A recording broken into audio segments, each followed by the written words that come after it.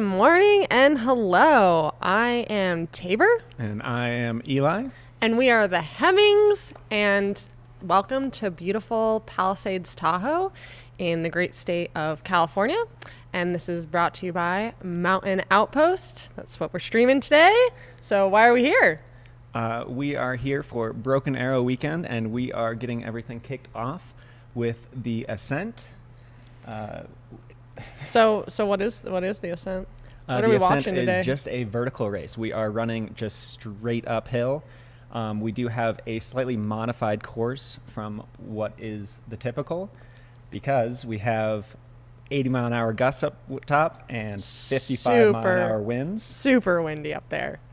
Like, I don't know. There's a ladder section that you get at the top half, and I would have to say no thank you with those winds.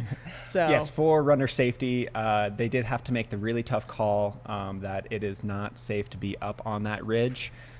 We do not want anybody getting hurt. We do want to have a fun, enjoyable trip. We want to have it just a good experience for everyone. So it is shortened down to 2.2 miles with roughly 1,800 feet of gain. So for to convert that, that's about 3.5K and 550 meters of elevation. And yeah, I think a lot of people, once they get in the middle of that course, might be thankful that it's a little shorter. I know that we've done this race in the past, and I get about 2 miles in, and I'm like, where is the top? So yeah. I think not too many people will be that disappointed in the middle of the race, maybe at the start, you know, if you really wanted that full ascent feeling. But yeah, you can see people right here. This is actually the start of the ascent, right up the ski hill. They just line them up on the road, and not even a warm up, just send them right up. Yes, this is a special ascent course where you are starting basically directly up a ski run.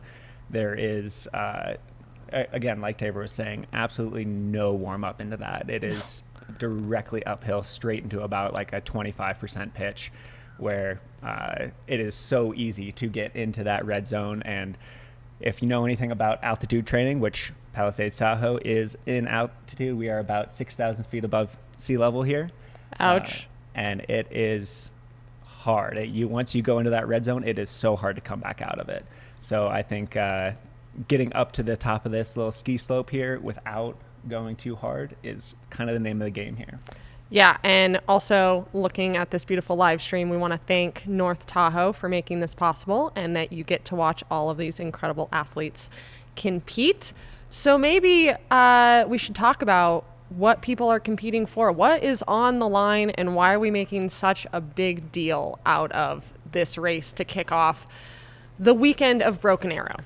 Yes, so this is a pretty exciting weekend, and this is kind of doubly important.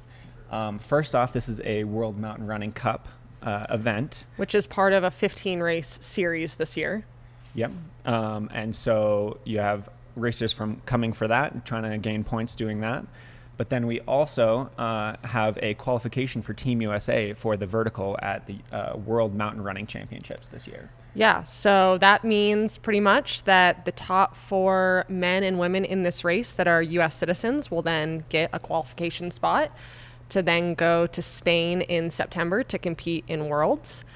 And something really cool about this event is this is, for some people, the first opportunity to get to try and go to Worlds, or it could be their second opportunity. Yes, there's been at the Sunapee Scramble, that was getting everybody qualified for the Classic race, which is about a 10K race, I believe. Yeah. That's going off the top of the head. Yeah, it's a 10K race, so we already have people qualified for that race, and they are doubling back for this race, attempting to make it to both the Classic and the Vertical at the World Championships. Yeah, so we have some pretty notable names in the lineup today that are doubling back. You have the incredible and very consistent Allie McLaughlin, that I'm pretty sure has already podiumed before at the Ascent in years prior. She's won the 23K here. I'm sure of that. I don't know if she's won the. And then you have Anna Gibson, who has won the Ascent. Yep. She won the snowy year, correct? Yes. And then she also won in Sunapee a few weeks ago. So she will be doubling back, trying to get that another win. Cam Smith, another very notable name on the start list, who is secured for that spot in the classical race. But coming back to, I think this is kind of his bread and butter, right? Skimo, right to going straight uphill. There's nobody more prepared for a ski slope than a Skimo athlete. And we do have a handful of amazing Skimo athletes here. I think Cam will be very happy looking at this first hill, whereas a lot of the trail runners will be very excited once this first pitch is done. Yeah. And then on top of that, we talk about a lot of the fast athletes that are notable names in more that sub-ultra genre. But we also have some Western state runners that are towing the line. Yes, a lot of people are actually out here early, and they saw, I know, last year we had Jim Walmsley hop in the vertical, and I think he is he's right actually there. there on the screen right there. I think that's a nice kiss with him and Jess right Ooh. there. Wow, we turned, I guess, no PSA. Yeah. Keeping that one under wraps. He hopped in last year, and I know a lot of people looked at that and was like, oh, that's fun. I'm here already. Let's get last little blow out the carbon effort. So we do have the GOAT of trail running. We have Kilian Jornet here. Well, good luck to all these competitors out there with him being on the start line. You also have names like top 10 finisher last year at Western, Chris Myers will be at the start line doing Western as well. So you just have a good mixture of all people. And then you just have, I think could be sleepers, You have everybody. This race is so deep that honestly, there's 15 people that could come and try to win this race. I don't think there's a clear front runner in each race. I think it is going to be super competitive, and I think the shortened format even makes it another question mark of what happens then. Who is actually has enough fast twitch, can ride that red line that hard for that short of a race. Yeah, I think that's what is going to make today super exciting. And like we were talking prior to getting on broadcast, how do you even pick the top 4? I think there's so many notable names that you pick your top 4 and then you forget that you left someone out and you're like, oh, but maybe that person. So maybe we should go over a little bit who else is in this field that might not be in contention to qualify for that team, but it's just going to make it a really honest race. I guess we could start with some of the women. Oh, it looks like there's Anna Gibson right there coming down the hill, checking out the best line. I guess something to talk about is this first hill before we start that, just because we're showing it, is there's no good line. I think all these people, you hike up, you try and figure out which side of the race course you should start on. Should I go in the middle? Should I go in the far right, far left? There's no correct answer. Every side of this is hard, loose, bumpy, bushwhacky, super steep. So may the odds be ever in your favor for whichever place you choose. But going over the field, so you want to talk about the women first, kind of get into it? Yes. I think obviously big hitter in here. We have last year's winner, Joyce Njiro. She will be coming back trying to defend that title. And I think she's racing the 23K as well. Yeah, and was the champion in the 23K was the champion last in the 23K last year as well. So she did the double. I think she will be attempting that again. And I think it will be a little bit tougher for her this year for sure. Yeah, and as it being a mountain running World Cup, we do have to remember that she's won the series 3 times in a row, 2021, 2022, and 2023.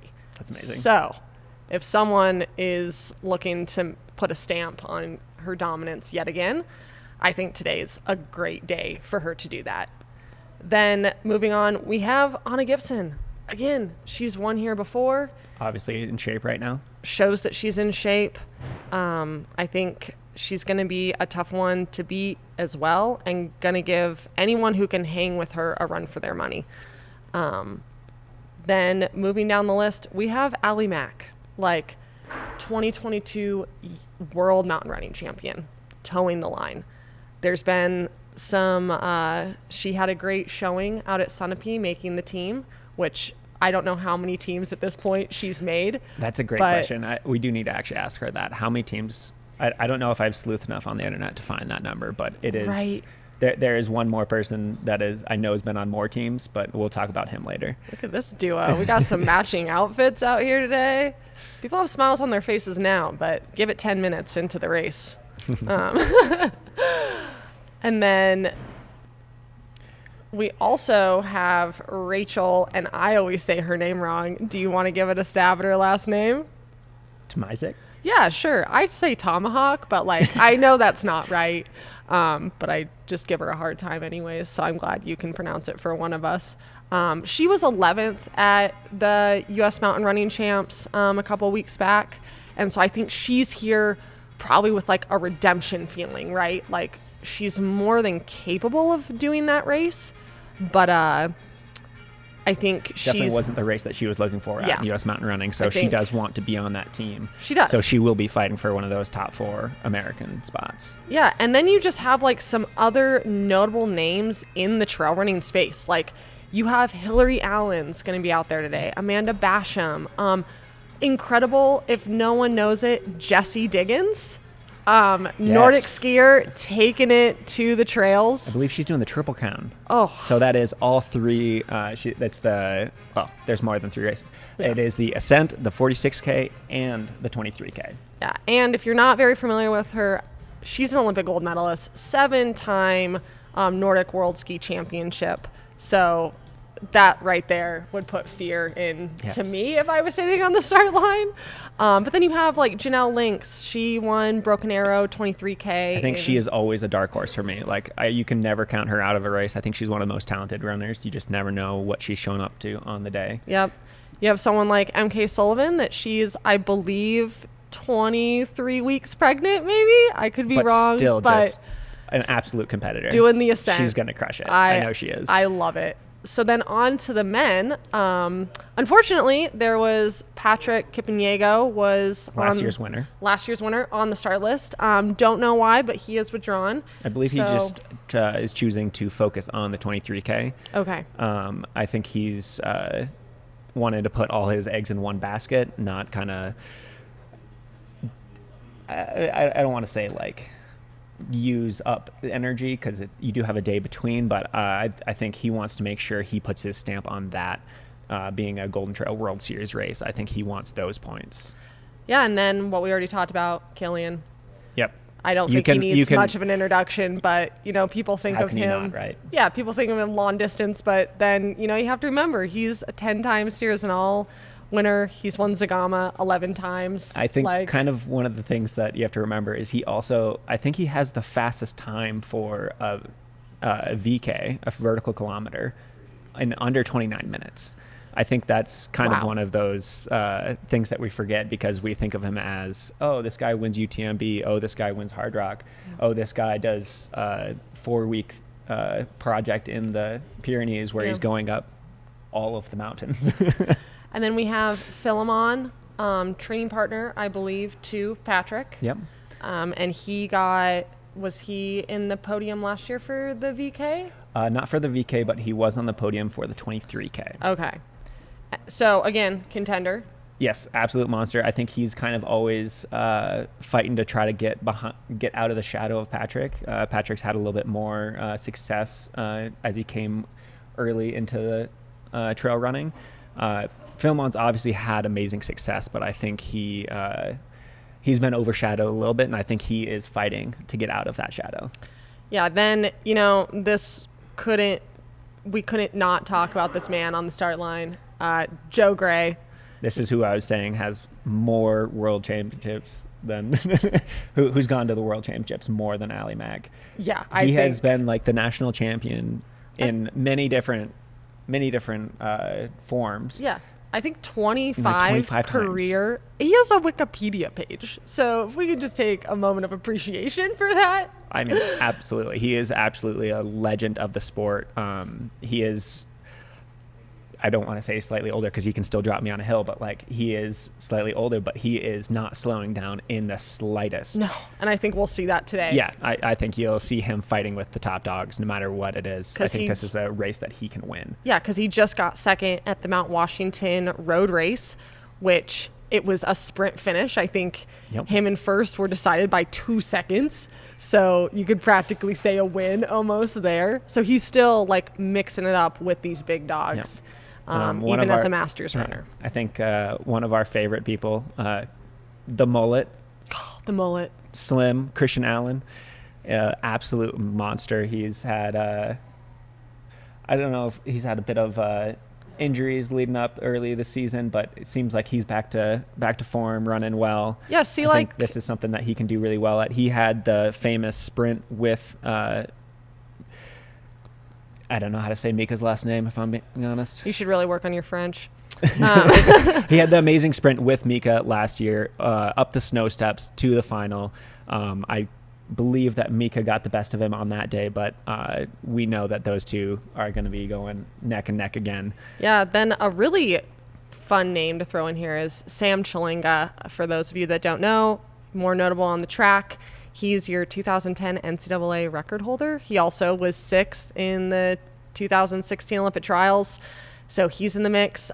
Mason Coppey was just 2nd at the U.S. Mountain Running Champs. He is on a tear right now. Absolutely tear. So hopefully he's riding that high. David Sinclair is on the start list.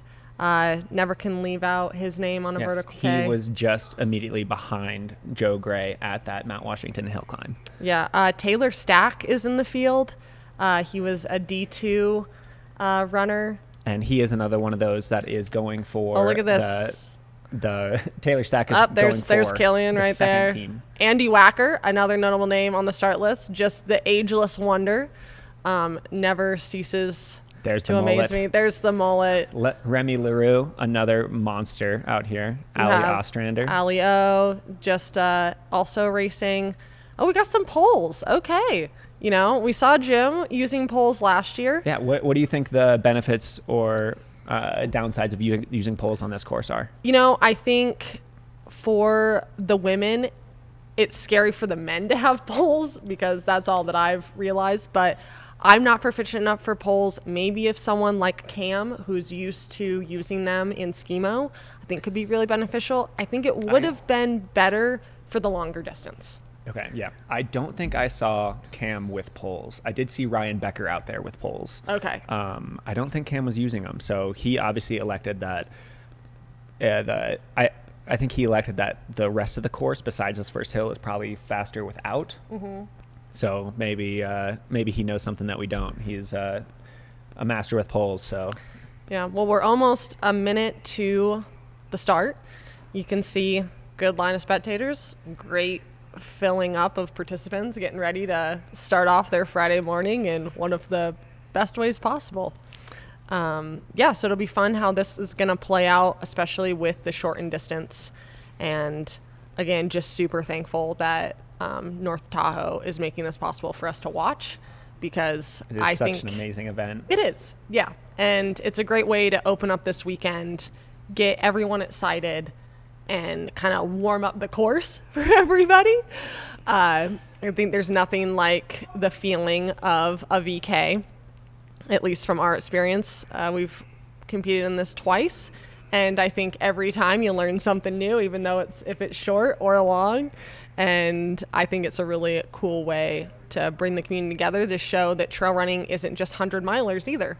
That, you know, we got some short races here that you can just start your day off with and then finish and not feel completely wrecked. All right, we are 10 seconds to go. Oh, the nerves, I can only imagine, are very high right now.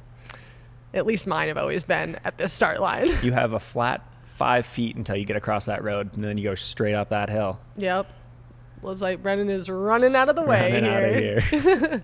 Getting out of the way of... But... yeah, I think it'll be interesting to see if there's any tactics playing out today, or if it's just going to be who's going to go all out.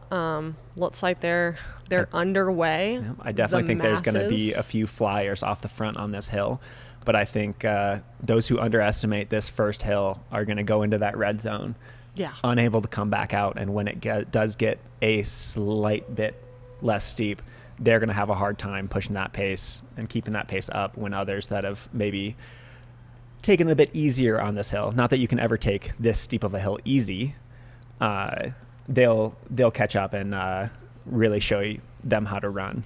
Yeah, so I guess with something this steep, like you see Joe Gray there closest to our screen, he's running up, but when do you make the decision to hike? Because you even see some people ahead of him already hiking. Yep, I think that was Ryan Becker with the poles hiking. Ryan lives in Telluride. He does plenty of time on the ski slope. I think he knows his speed that is hiking. Yep. Knows what that speed is, that it's faster to hike than it is to run. I think it is personal preference, really. I think some people do not like hiking in the slightest, so they will just keep going with that slow little goat shuffle. Others will just go straight into the hike. Yeah, I think the hardest thing about this is just the elevation, right? Like having to push at 6,000+ feet is never going to feel good. And I think you realize that when you get to the top of this section, especially. And so I think this is going to be a management of effort. It looks like that you have the two front leaders, but in possibly third, that could be Killian, stalking his way up through through the bushes, and probably just really thankful that this is, 98 miles less than he's going to have to do almost a week from now. And we talked about the wind, but can we talk about the absolutely gorgeous day that we've gotten for this VK? Yes, it is absolutely stunning. Obviously, being up on top of the hill, there is gale force winds, but down, if you can stay a little bit lower near the trees and not be bothered too much by the wind, it is absolutely stunning. It's not too hot, not too cold, perfect for sprinting up a hill, Yep. I think. Hopefully. I think that's what these guys are thinking, probably, is about how lovely the day is. Yeah. That's exactly what they're thinking. And we're about, right at this section of the course, we're about halfway through the grass section. And after that, they'll get on to a very steep service road.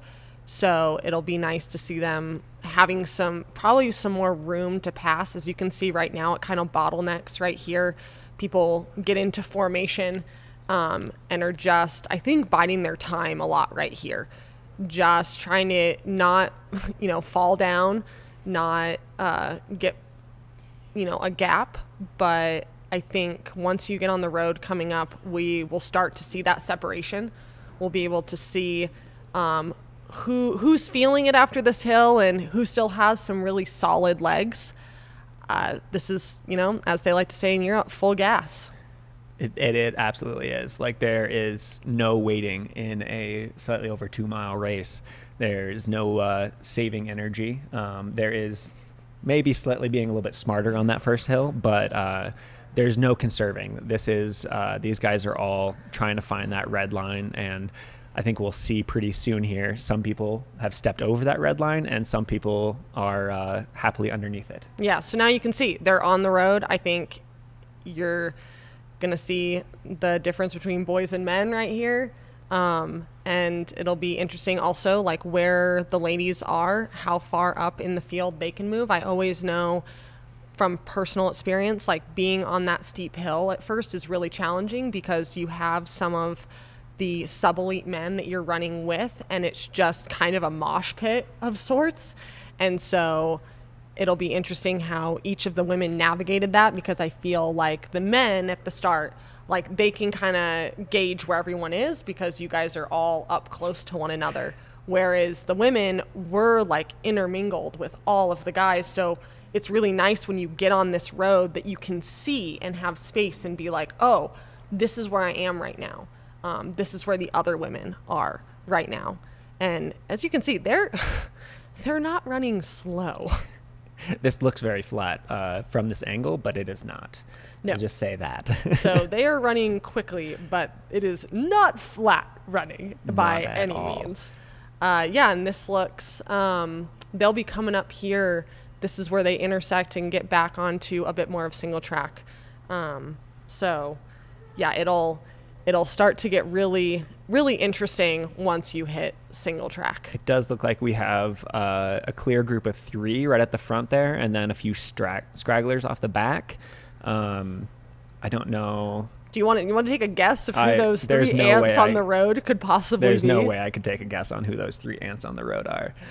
I'm seeing some orange, and I do know that Joe Gray was wearing orange, so he really could be throwing his, name in the mix up there, trying to take it to the youngins. I do see a bright pair of pink shorts in that straggler on the back. Oh. And, that's probably Cam Smith. That is Captain Curly Hair Cam Smith. Yeah, he's in there. It looks like I'm going to agree with you on that. No one else wears the pink shorts and pulls it off quite like he does. And, yeah, you could say, but as you can tell, see, it's steep. They're leaning forward. It does look like 1, 2, 3, 4, 5. 6th position is Joe Gray. Yep. You can't miss that run. It looks like Killian is actually in the lead. He is. Right that there. Is definitely Killian up there too. So, this 100-mile training is perfect for, not slowing him down, I guess. Perfect for Ascent. Yeah, perfect for Ascent. Turns out you just have to run these 50-mile long runs at 6:19 gap, and then you are ready for an Ascent. My question is, why did no one talk him into the Triple Crown? It could have just been a normal training weekend for him. Honestly, yeah. Some of the other competitors of Western should have been smarter. They should have just been like, no, Killian, I think you need some more training. Yeah, and, that's what he needs. Probably not. I'm trying to decipher, though, who is now battling with him. It's really hard from our angle and perspective to see that. But it looks like... I'm going to take a guess that that's Slim. Okay. The mullet man is... Purely because the shadow looks like it has a little bit of a mullet. He could be having his moment here, running in front of Killian. You soak that in. Okay, but actually he's a monster when it comes to this type of running. With it only being a little over 2 miles, he has such the speed that, even if it is super steep, he's so fast. It could totally be his day. Absolutely. But right now, if we're guessing, that would be Slim in first, Killian second, and then pretty much neck and neck for third. In 4th position looks like Cam Smith and Joe Gray. And you can kind of see how it's getting. They're stringing out the field, right? They are pushing a very fast pace. Again, like we were saying, there's no tactics here, I don't think. I think this is purely just, I'm going to go to the front and go the fastest pace that I can go. And if you can hold on, good for you. It's like the 800 on the track, just fast. This is the whole time. Trail running's version of an 800 meters. Exactly. It hurts just the same. Except for way longer than an 800. Oh, yeah. Well, we're already, almost 9 minutes in here. But I think they're going to feel that same lactic party in their legs by the end.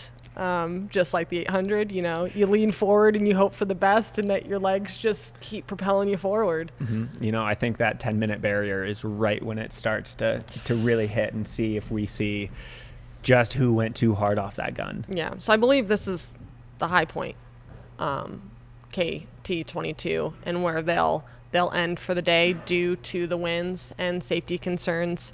Again, we want to have fun, but we want to be safe. And yes, trail running can be crazy and unpredictable, but as much as we can do to make it a safe space for everyone, because we don't just have professionals on this field, right? No. We have kids. We have my dad's doing it. I was going to say that one of the most notable people out there, Tabor's father, is running this.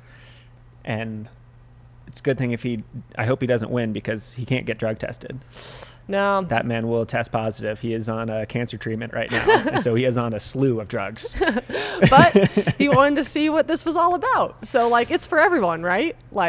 Anyone can come out here. You saw all those people that we just showed that are out supporting and cheering. A gorgeous day for it. But also just a great representation of the amazing community here at Palisades. Yes. And all the people that are coming out to cheer, to spectate, to make it just an event. Yes, which and is Broken really Arrow cool. is really becoming one of the premier events in the world, not only just in the U.S. it has been for the last few years, obviously one of the premier events in the U.S., but I think everyone's starting to take notice. That's why the World Cup is here. That's why the Golden Trail World Series is here, because this is some of the best running that the United States has to offer. Yeah, so I look have at that gap that Christian Allen has put on, and it looks like we have Cam Smith in second, Joe Gray fighting for that spot as well. Again, remember, top 4 Americans in this event make it to World Championships in September. So each spot matters. Yes. Do you know if the world spots roll down? I do not believe so. Okay, so if somebody decides not to take one, it will be put up to discretion. Yes. Okay. Yeah. And I unfortunately cannot tell exactly who these other runners are, but we do know that they are hopefully hurting right now. Oh, this is the point in the race. You get over 10 minutes and it just hurts, right? And looks like we have some other of the competitors, not going for the win, but just going for a nice hard effort. A brutal effort. Yeah, and as you can tell, they're hiking. Like, those elite runners made it look super easy with running, but they're a bit steep. Oh, it is extremely steep, and I don't think the drone footage is beautiful, but it does not do the hill justice. It makes it look significantly flatter than it is, but that thing is steep. Yeah, very, very steep, and I think it gives it I think you gain a deeper appreciation when you can see these people walking, that you can realize, like, yeah, it's not a cakewalk. All right, that is indeed Christian Allen. Yeah, taking it up the hill. He is flying. Look at that. Looks so good. I mean, the mullet always looks good, though, right? If you wanted to grow one, I'd be all for it. I think he's business in the front and party in the back. I don't know if I've got that much style, but he is absolutely flying up here.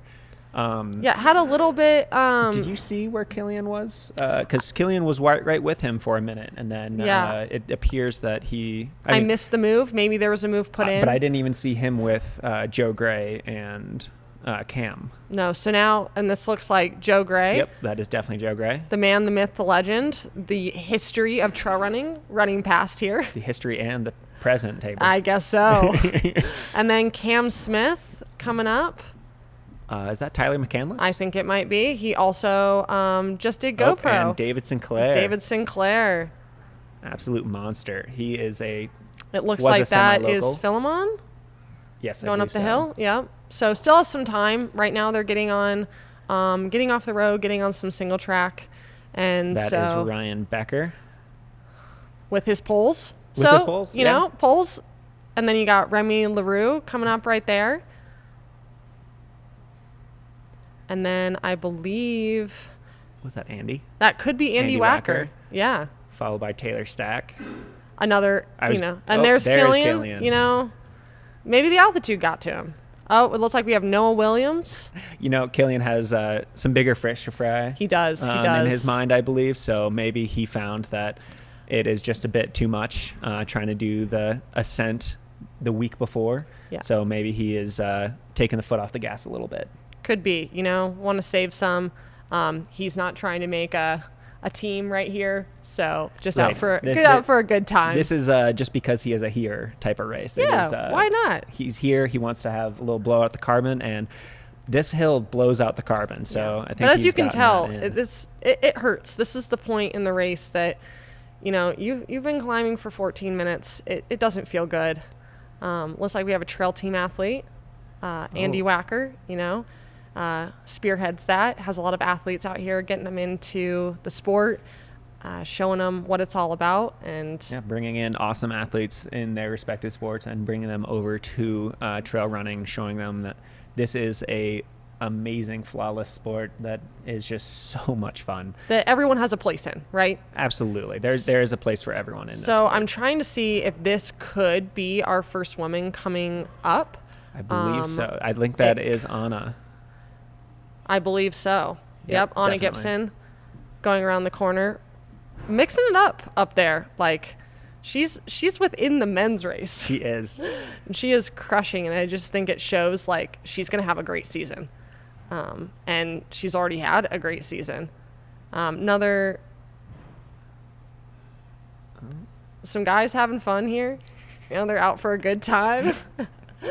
But, she now is the U.S. mountain running champ at Sunapee for the classic distance. She just got done with Zagama. That's right. Yep. The Zagama was almost immediately before. Yes. It was a week doubled before. back. Yeah. So, and then I hear that she's going to go do the Steamboat Gravel race. Oh. Not too far after this. And Looks like is there's that Joyce. Yeah, Joyce possibly Joyce. I think that's Jade. Jade Belsberg. Who was second in last year's 23K. Absolute So monster. always a force to be reckoned with. She is a California local, right? Yes, I believe so. But originally from Canada, I think. Okay. Yeah. Is she running for a U.S. spot then? I do not believe so. Okay. But I could be wrong on that. And I believe she is doubling back for the 23K on Sunday. Looks like we have another female athlete. This, I believe, could be Sydney Peterson, which is partner to Taylor Stack. So we got a good couples. A power couple. Yeah, power got. couple right Yes. there. For Brooks. Really cool to see them paired up together with the same company and out here competing really, really well today, both of them. And so that's cool to have someone else in the fight that is running hard and you can, think about them. All right. Do you ever think about me in your races? Oh, absolutely. Okay, good. Absolutely, I do. So we are 17 minutes into this race. And we got the finish tape. Yeah. What do you think these people are thinking right now? Is this holding on for dear life, or is this... Yeah, I think it's holding on for dear life because I think in your mind, you're thinking, it's only 2 miles. Like, how bad can it be? Right? But, like, I don't know. You're already 17, almost 18 minutes in. Those are some slow, hard miles. And so I think you're at this point and you are searching for the finish line. You are looking uphill being like, where is it? I think moves have been made and you are uncomfortable. At this point, every move that you can make has been made, and now are you just holding on? Yeah. Oh, you are completely holding on. Yeah.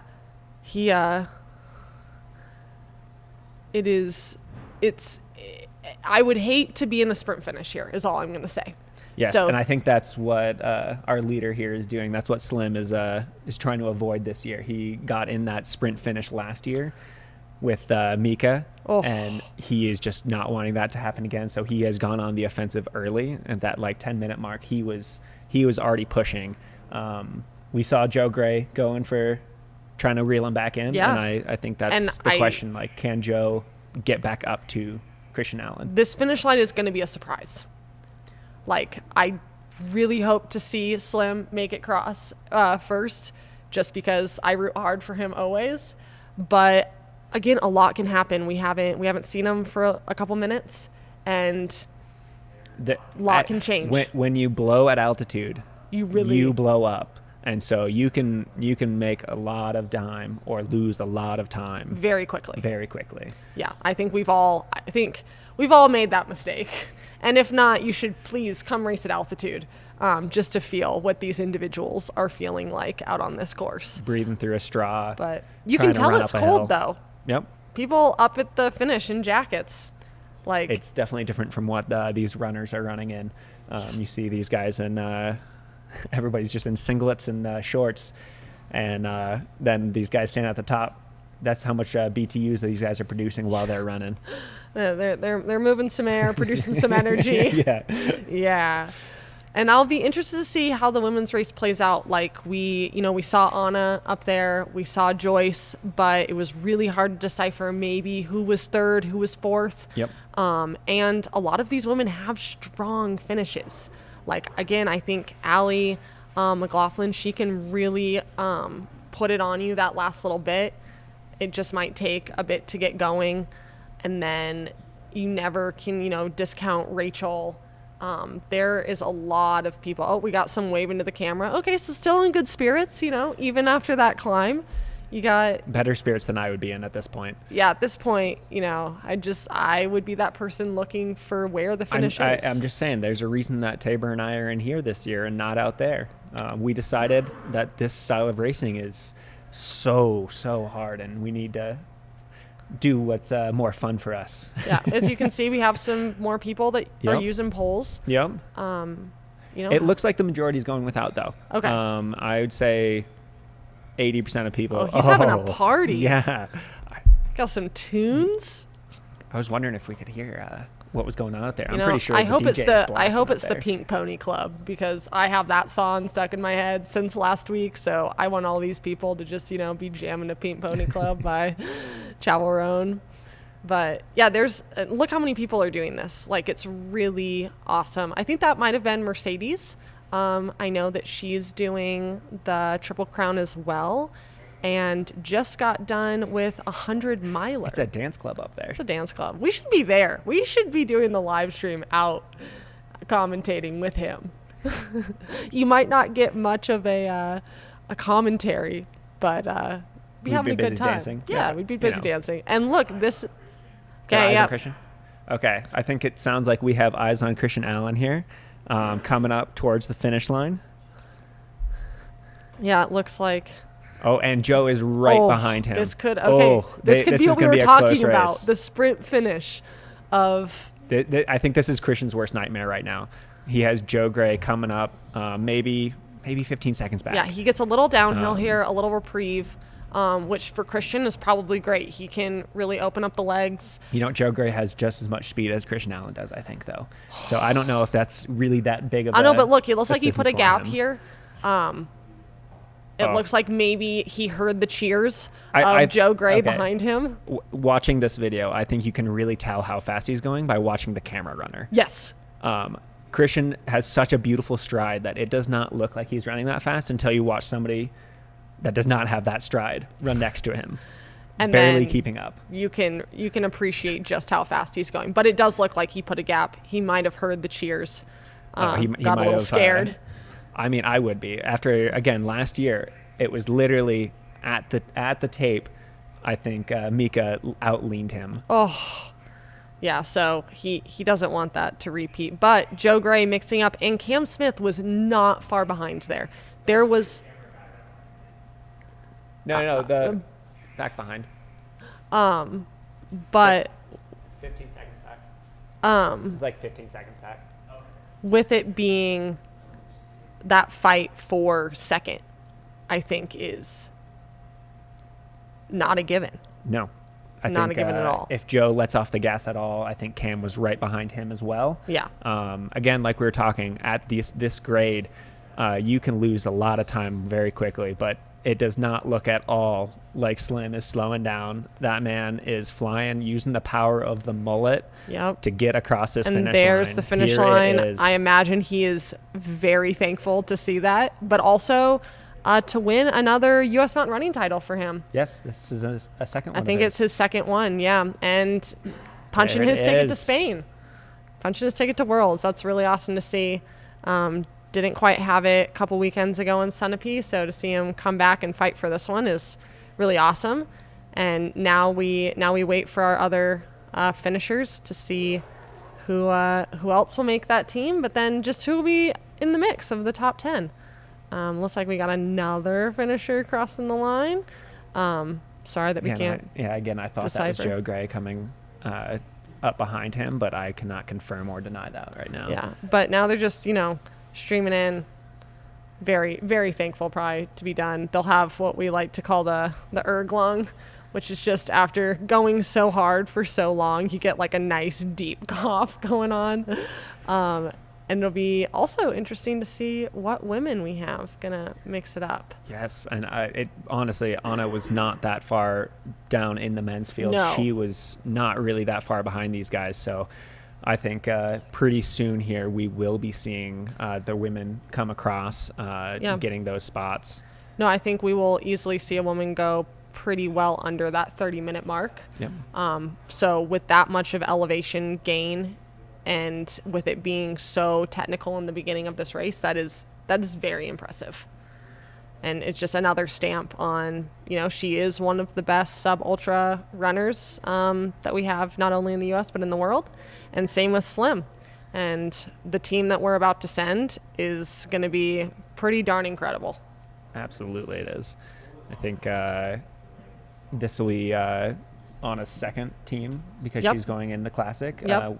I believe she will probably do both. I think it is possible. Okay, so there we have it. We have Slim, we have Cam, we have Joe Gray and Tyler McCandless. Wow.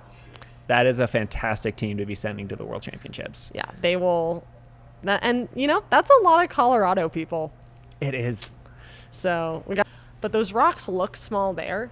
They are not very small. Oh, no, and they are constantly moving underfoot. Yes, it is like you're tired, your legs are full of acid, and you're just like, and this?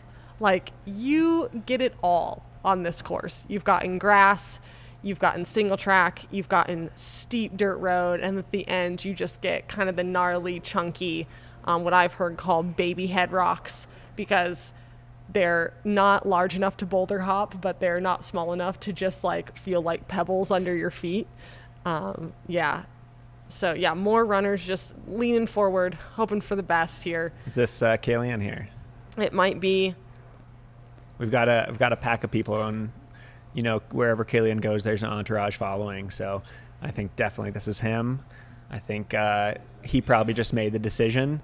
Oh, this guy took his chance. He's like, my time to beat Kilian Jornet in a race. Now. Absolutely, out sprinting him. Got him. But I'm glad that I'm glad that these Western State runners showed up and did something fun to kick off their week instead of just And there's Anna. Oh, here is Anna. Oh, killing it yet again. Second time as. There it is. This is her second time winning the Ascent, so that's very impressive. After 3 pretty intense weekends of racing, of course they weren't back to back this time, but she still had 2 back to back, and then to come here and do that. Yes, it shows that she is in phenomenal fitness right now, and I think she is going to put on a show at the World Championships this year. Yeah, and I think, again, she's another contender for that 23K win on Sunday.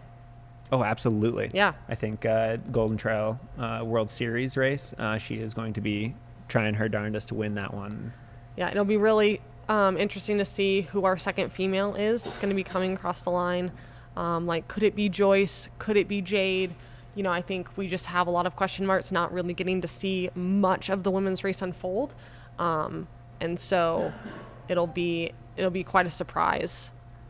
But like we said, our predictions, you just never know. This looks like Joyce coming up. Here's Joyce. Running strong, right? Yes, she won this last year. She won the 23K, but she's also had a strong season leading up to this. A lot of racing in a lot of different countries. Yes. She's already been over in Kobe, Japan, I believe, for the Golden Trail World Series race. She's already done a vertical K this year, and now she's coming over to the U.S. and trying to mix it up. That's a lot of travel in the legs. It absolutely is. The benefit and the hard part about sub-ultra racing is there is opportunity to race all year round, and you can race every inch of the world. Yeah, you can be racing an intense race every single weekend, and so I think that's a blessing and a curse when it comes to figuring out how to distribute the effort level, right? Yes, absolutely. I think travel is one of the hardest things. Yeah, and then it looks like we have the third place woman coming through. Missed who that was, but I imagine we'll find out very quickly. And then we still have to be accounting for who the U.S. women are to see that top 4. It looks like this might be Sydney Peterson. Yeah, I believe so. I see coming that. up, coming across the line. Stellar race. She had a really good race at Desert Rats half marathon in April, and then also competed in the U.S. Mountain Running Champs in Sunapee. And so now to come back and do this, pretty good start, and kind of like an up-and-comer. Absolutely, yeah. I think she is going to pull off some pretty good races here coming up pretty soon. And we have a sprint to the finish right here. Yeah. Look at her flying. Hauling.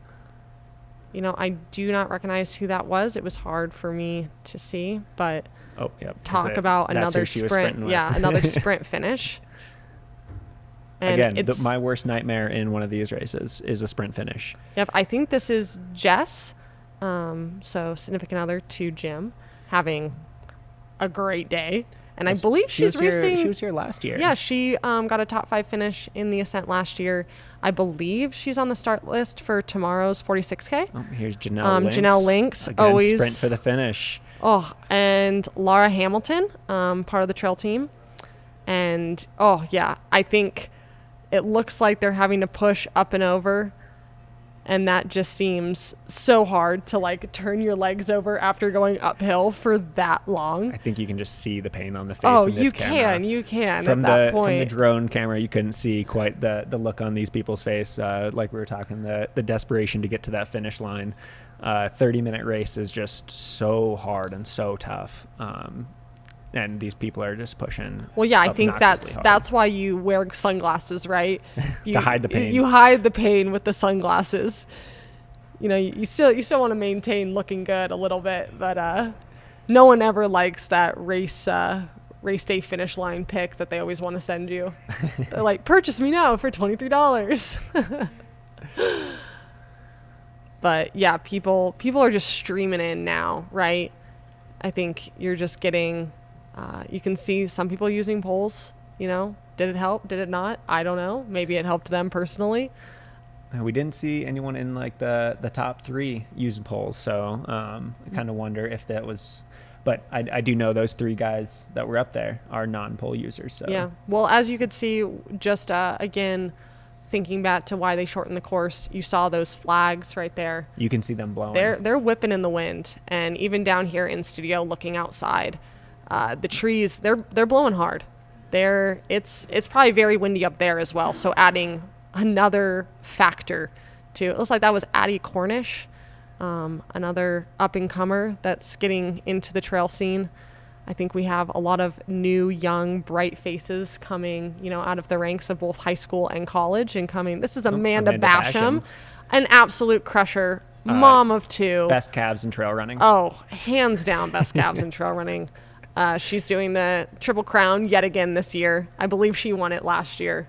But I don't remember. Yeah, she just an absolute crusher. Definitely on the podium last year. Yeah. But it looks like a sprint finish again, like having to do that slightly downhill. And for her, every second, every place counts. I think she's probably wanting to go for that Triple Crown win for sure. It's like we have Rachel coming down.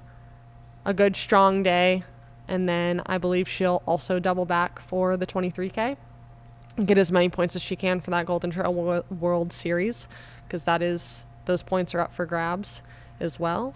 That looked like another trail team member. Yeah, which, like, what a great thing Andy and Carly are doing with getting youth, I would say, now that I'm old and the ripe age of 28. I can call them youngins. They are getting those that talent at a young age. Trail running is a skill sport. It's not just aerobic. So I think it takes a little while to develop. And I think Andy is doing the right thing about starting that and finding the youth to develop their aerobic system and their technical abilities. Yeah, and just showing them like all the distances too that trails have to offer. Like, I think we see a lot of the ultra getting the highlight and in the spotlight, but we always miss the limelight of events like this, that it's 30 minutes. Like, there's options for that as well. And then we'll get to see a lot of these athletes try again in the 23K, which is really fun, making it a big weekend of, okay, maybe your day went really great here at the Ascent, maybe it didn't. Looks like we have Noah Williams there, La Sportiva athlete, another Colorado local. Got to keep shouting out those Colorado people because I feel like we have a very strong contingent that's made it out to California this year. And Yeah, I think I wonder what the state record is here. Yeah. Like what's the? Can we have a state podium as well? I think at the end we should definitely have a team total, kind of like the Olympics. Exactly. Yeah. But per state. But per state, for sure. But yeah, look at all these people that made it out for this awesome event to kick off the weekend of Broken Arrow. Again, super thankful for North Tahoe to be able to help put on us. this live stream, make it so that we can watch these racers absolutely turn themselves inside out. Yeah. There's nothing quite like watching these guys absolutely destroy this hill. And these, obviously, the first guys were making it look easy. But then as we continue watching runners come in, you can see more and more pain on the face. Yeah. It's not an easy day. It is not. You know, you think 2 Christian miles Allen has is... a great poker face, but he's lying. It's hurting. I know it's hurting. It all hides At behind least the party. I hope it hurts him as much as it hurts me. You know, you always hurt that the people in front of you are hurting just as bad as you are. Oh, there was a good sprint finish. Yeah, see, we just, like, competitors all the way through, right? Everyone is wanting that spot, wanting to see how far they can push themselves, and that's really cool, too, because I think this is a really cool event as well, that it's not just about the time, right? Because now that it's changed, it's more just about getting out there and getting to compete. And seeing how much you can get out of yourself instead of saying, oh, I want to hit this 5K PB, right? Mm-hmm. It's just more, can I complete this? Yeah, I think it's at that point that it's no longer you versus the race, you versus your competitors. It's you versus the race, because the race is hard enough in itself that there's a bit of camaraderie between even all the elites going for those places. They're still worried about, can I actually make it up this hill well? Yeah. Can I finish? I think even a little over a 2 mile race, it can still be a question of, can I finish? Oh, no kidding. But you can see looking at that first hill, yeah. Absolutely. You can see they're getting blown around. Like, I think a lot of us questioned at the start this morning when the wind wasn't that bad. We're like, oh, why is it short? But I think now, as we've gotten into the race, the day has worn on just a little bit longer. We can all have a deep respect for how strong this wind is. And then and just for the safety of the runners, not sending them up on that spine that is so famous to the Broken Arrow course, but also can be dangerous in the wind. Well, I think this is just a great opportunity then for people to have the excuse to come back next year. If you haven't gotten to experience the Stairway of Heaven, sign up again. Or if you're at home watching this, you should definitely make the trip to come experience what you're watching. Maybe don't look at their faces as they're crossing the finish line, but that's part just of look at the views. Part of the fun. Yeah, but look at the views. Think you too could be here. There's not many places as beautiful as Palisade Tahoe. No, and the execution of the races here are flawless. Absolutely. There's a reason that Tabor and I, every year that we are here. This commentating gig was kind of a last minute thing. It was more of, we are coming to race because it is the most fun race to come to. Is one of the highlights of the U.S. calendar. Yeah, for sure. And just the caliber of runners too that now have come every year. I think it's really cool that every race is just so stacked. And look at that. You have like all demographics, all age groups here coming across the line, like celebrating with each other that they finished. I'm liking the polls. I'm telling you. I think if we ever were to do the VK again, I think I like the poll route. Just have to get a bit more proficient at them, But look at that. That was party. my excuse of why Jim beat me last year. Yeah, he had polls. It's because he had polls. Yeah, it's not that he's a better runner than me. Yeah, I wanted to start the rumor before, but we saw Jim out jogging, and I was like, maybe he's gonna last minute jump in that VK. He was definitely just warming up with Jess, which I think is a mystery of if we see her tomorrow in the 46K. I would love to. That'd be an awesome double. I know David Sinclair is famous for the ascent to the 46K double. I don't think many people can do it as well as David Sinclair can, but not many people can run as well as David Sinclair can. So yeah. And then for how these athletes might be wondering, how are they getting down the mountain? Well, in years past, when you run to the true top of the ascent, Washeshu Peak, yes, you get the tram down. but I believe today they have paid for a cool down.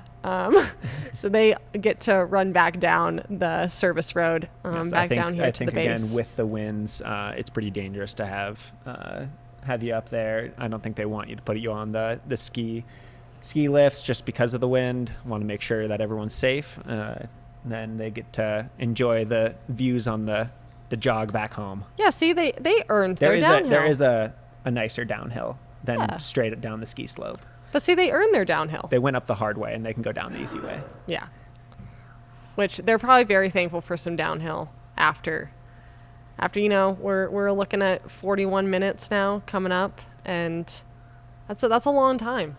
Absolutely. It's a long time to be running uphill.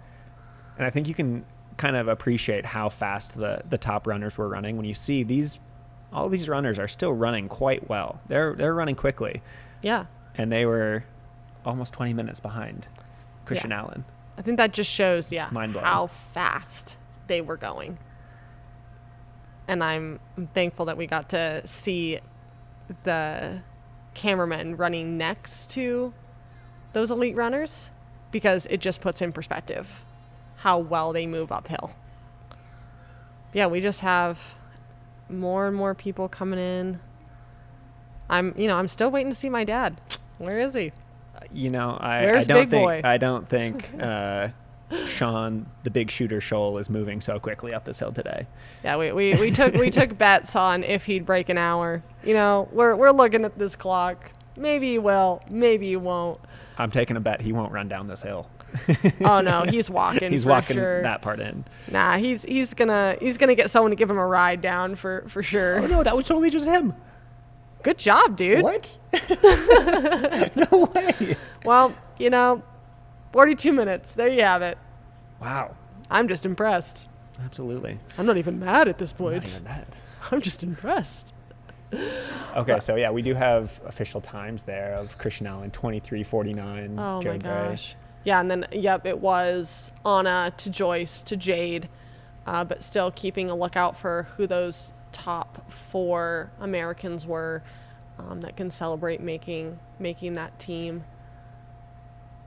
Yes, we had the men line up for us, and hopefully we can have the gals line up for us too. Make sure that we know who that team is. See those smiling faces. And know who's going to Confranc in September. Yeah, but again, look at those women, all under 30 minutes for the top 3. Phenomenal. And it's not that separated either. No, Jade was not very far from Joyce. She was only 15 seconds away. That's tight. Yes. That's very close.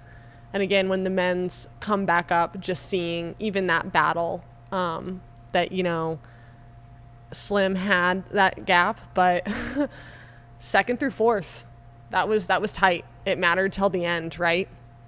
Oh, we got some kicks. I believe he did that not was run hard enough. I believe that was our athlete Hunter, who is also doing the Triple Crown. Yes. So he gets to enjoy this climb just a few more times. But look at all this. Look at the spectators. And you can tell that everybody is definitely putting on lots of layers after this.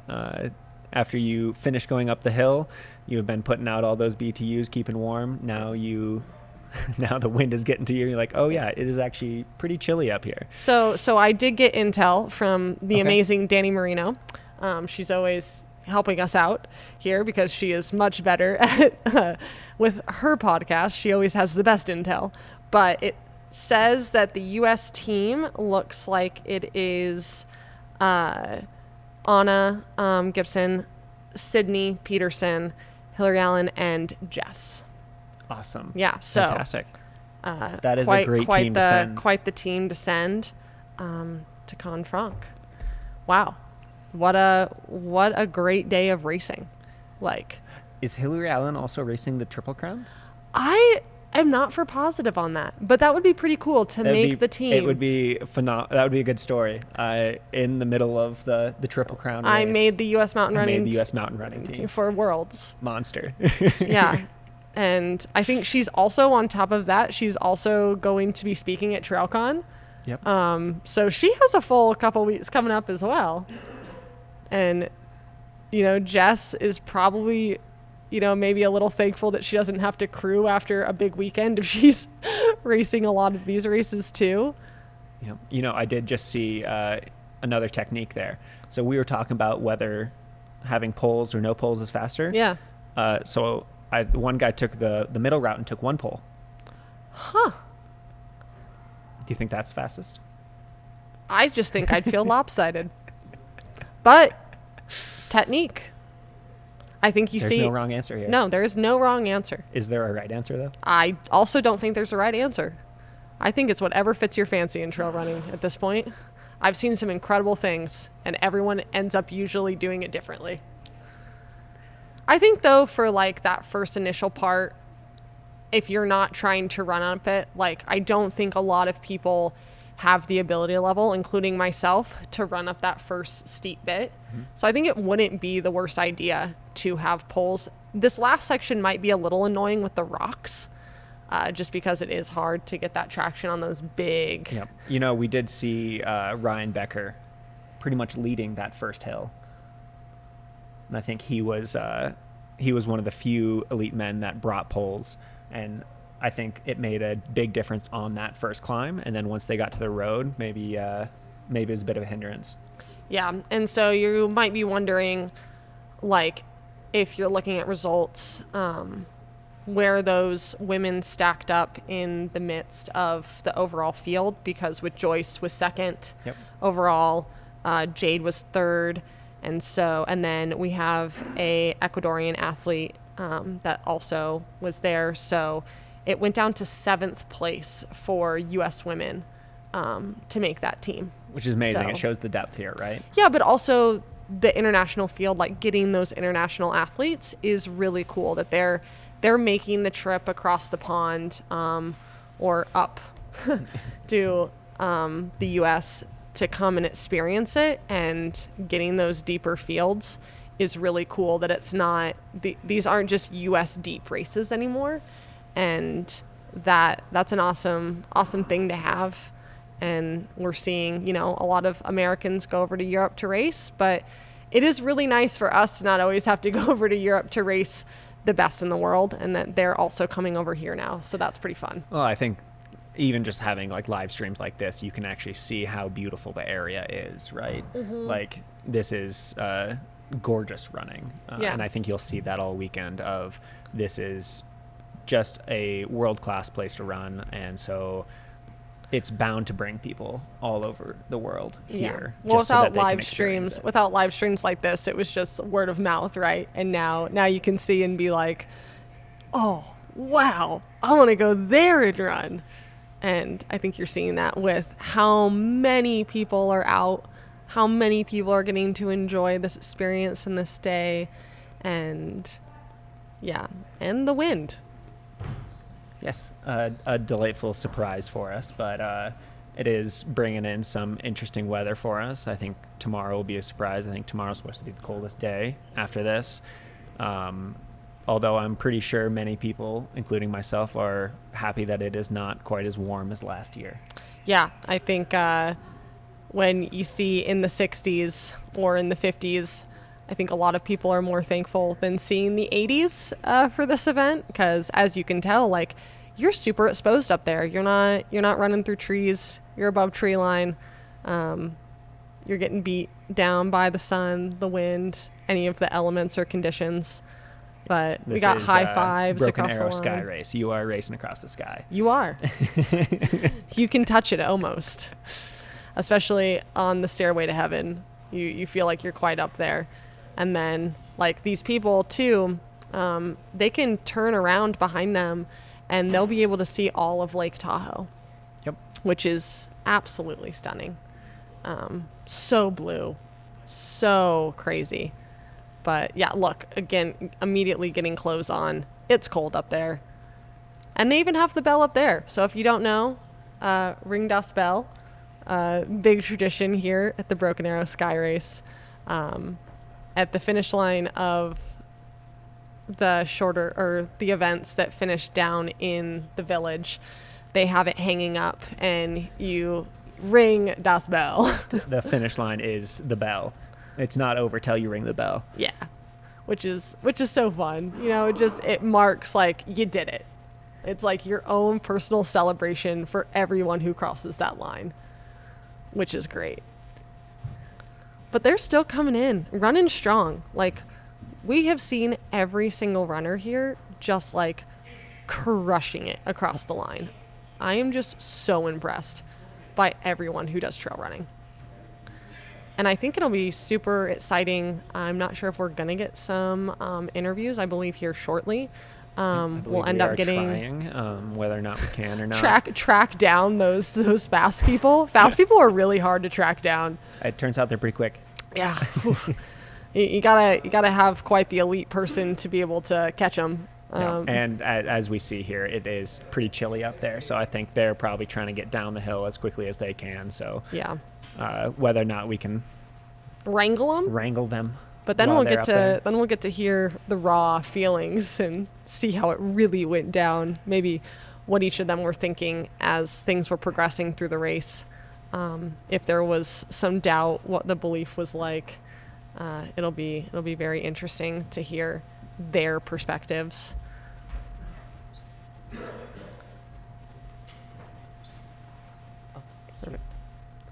So we did get news that we do get to do some interviews with the elites, get to ask them some hard-hitting questions like, will they ever do an ascent ever again? Yes. So our fast people were so fast that they already are getting down the hill here. So we are actually doing the interviews here. We are? Yes. Okay. We're going to have some spicy questions. Yes. I said just right before you got back on, I said, we'll have to, first question is, will they ever do an ascent again? Christian Allen seems to keep coming back. So. He does. I mean, it seems to work out pretty well for him. Yeah, maybe, short-term memory loss. You got that Dory effect. Just, you cross the finish line and say never again, and then 10 minutes later, you're like, that wasn't that bad. I'll sign up for it. What about this race? Yeah. Or I'll go to Worlds. Why not? So it'll be great to hear their responses and their reactions and kind of just hear from their own words, like how the race played out, right? We can look on here and see how it played out and take our guesses. But I think it's always fun to see maybe what they were thinking in the moment, if they thought they could do it. Like if Joe Gray thought he could go for that win for what, the 26th title. And again, we do want to just throw out another thank you to North Lake Tahoe. They were amazing and so pivotal to us doing this live stream. We couldn't have done it without them. They are doing a lot of tourism stuff in the area. And what better tourism than spreading the joy of trail running with the world here. I could not agree more. So thank you to them for making this possible, and for, Mountain Outpost for also making it possible. Watching all of these people suffer up a hill for 20 minutes plus. Yeah, for those select few, it was under 30 minutes. Very select few. It was not many. The cream of the crop. Yes, that was if your VO2 max is over 70. Yeah, and look, now we got those results coming up. Anna Gibson first, Joyce taking second, Jade in third, Sydney in fourth, and then the men, Christian Allen, Joe Gray, Cam Smith, Tyler McCandless, David Sinclair, Joe Demore, the who's who, Robert DiLorenzi, Ryan Becker, and Remy LaRue capping out our top 10. That right there is a stacked men's field. And look at the time difference, seconds between, and only, a minute 26 separating first through 10th. That was super, super close. We have now Cam Smith made 2 teams. Yep. That's pretty impressive. Tyler McCandless making his first team. Yep. He was out. I believe he was out at Sunapee, but he did not make the team there. Yep. So he came back with a vengeance, trying to get that team spot.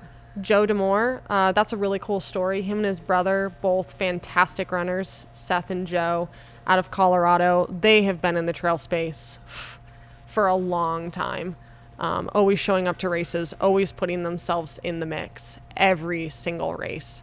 Roberto, he's actually coming over too. I think he'll be doubling back for the 23K Golden Trail. Yep. And Ryan Becker, the polls weren't that harmful. ninth place. They seem to do pretty well for Ryan, so maybe he knew something. Maybe he knows something that we all don't know, but I still think Joe Gray, 41, I think you said. Yep, I believe that's what. Right there, you see 41. He's got a few years on the rest. So we can just say that age is just a number then? If your name's Joe, it is. Okay. And even, and then here we go, women that only really 4 minutes separated first through 10th. That's still incredible. How many international athletes we have there. Joyce, Jade, Pema, Laura Hamilton. That is just really cool to see that mix of international athletes coming over. And then looking at the team that we're sending to Worlds with Anna. Sydney making her first ever team here. That has to be a huge success for her, being this is her first year sponsored by Brooks. That has to feel good. Same with Jess, first official year with Hoka, maybe? I believe so. I could be wrong. She is now an officially sponsored runner for Hoka. Okay, that is incredible. And then Janelle Link's coming back. She won the 23K here a few years ago. And so to see her back at the start line is really awesome. Fighting with some of the best. Yeah. It's never a dull moment for this race, because it can be anyone's day. And if it wasn't your day today, a lot of these women and men always have Sunday to come back. Yep. And I think that's a lot of their plan. And there's a few of them that are signed up for tomorrow's race. Yeah. And then there is a few that are doing the Triple Crown, right? Yeah, this is literally just warming up the legs. So I think we misspoke. You had written in there Hillary Allen. Yeah, I guess that's us misspeaking. False info. False info. I'll be fair, it wasn't my info. Danny, you screwed us. No, we're doing the best we can here. So I think that means then that Janelle Links made the team. Okay. Which, that's huge for her. That is absolutely I think huge. There's been a few years that have been kind of a roller coaster. I know there's been a lot of life changes for her. And so to see her back on the start line having probably a fulfilling race to her is really awesome. I know that she, works full time and is trying her best to get to these races. And so I think it's really cool that she's back out here and possibly made that team. Yes. Yeah. Again, another Colorado person. Yep, absolutely. You put us on the live stream, so I get to have my biases. But people still coming across the line. Smile. He had a smile on his face. I'm so stoked to see that. But hopefully enjoying the view. I hope everyone has been able to take some moments of appreciation while they're on the course to see just the absolute blessing of the place they get to live. Yep. And recreate that whole ridge. This last ridge that they were coming up was all above the trees, so you do get to look off into the wilderness there and see just how wild everything is. Yeah, because that's Desolation Wilderness, correct? Yeah, I believe all that's the Desolation. Okay. I think. Don't quote me on that. These aren't my mountains here. These are not my mountains. They are pretty mountains. I know the Desolation Wilderness is around here. I just don't know if necessarily that way. I think the Pacific Crest Trail's right up there somewhere. Yeah, I'm a simple woman, and I look and I say, I like those mountains. Those are good-looking mountains. Those are nice mountains. And then if you live here, I'm going to say, I like your mountains. Look at that. The joy That's on great. That face. But you can tell, it's chilly. She even had a long sleeve on to do it. I think that wind, we're looking here out from the studio, and it is whipping dust. It has to be so strong, another practically 2,000 feet higher than we are. Yep. And also another hard finish that you're fully exposed right there, just being and now I have to finish with a headwind. Oh my goodness. I'm hoping we had gotten hope that we would get some interviewees here. So any moment And we'll get some celebrity appearances. Love a good celebrity appearance. I'm hoping to see that mullet in real life. Yeah. I wonder if he'll let you touch it. Ooh. Maybe. Ooh. Is it like a museum, you can look at it, but you can't touch it? Maybe. Do you think that's why he's so fast? Is it the power of the mullet? I think maybe we should do a test. And for your next race, instead of me cutting your hair, which usually ends up in a hack job, we could just go for the mullet. Little maintenance. Oh, see, ringing the bell, coming across. Ring das bell. Great day. She does it.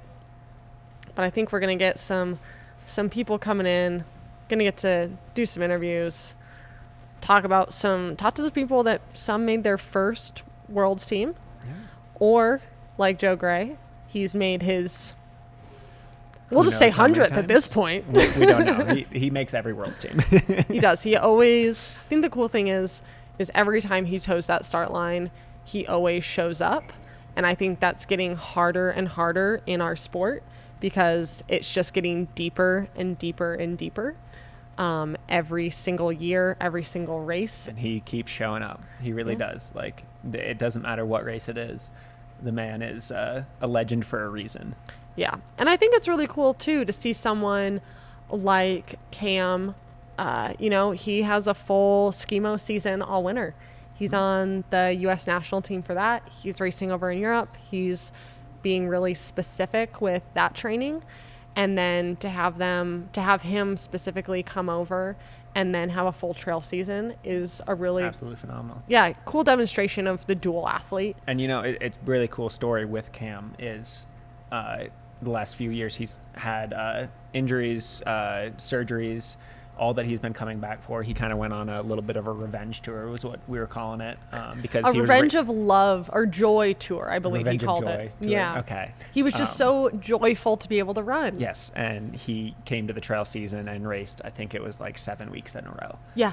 And this year, I think he's being a little bit more picky and choosy about it because he has been healthy, thankfully, and we see what a healthy Cam can do, and it is absolutely amazing. Doing it together here, finishing together, that's really awesome. That's teamwork. It'd be nice to have someone to do step with. Have a cheerleader right next to you. Why did we sign up for this? I don't know. Should we keep going? Yes.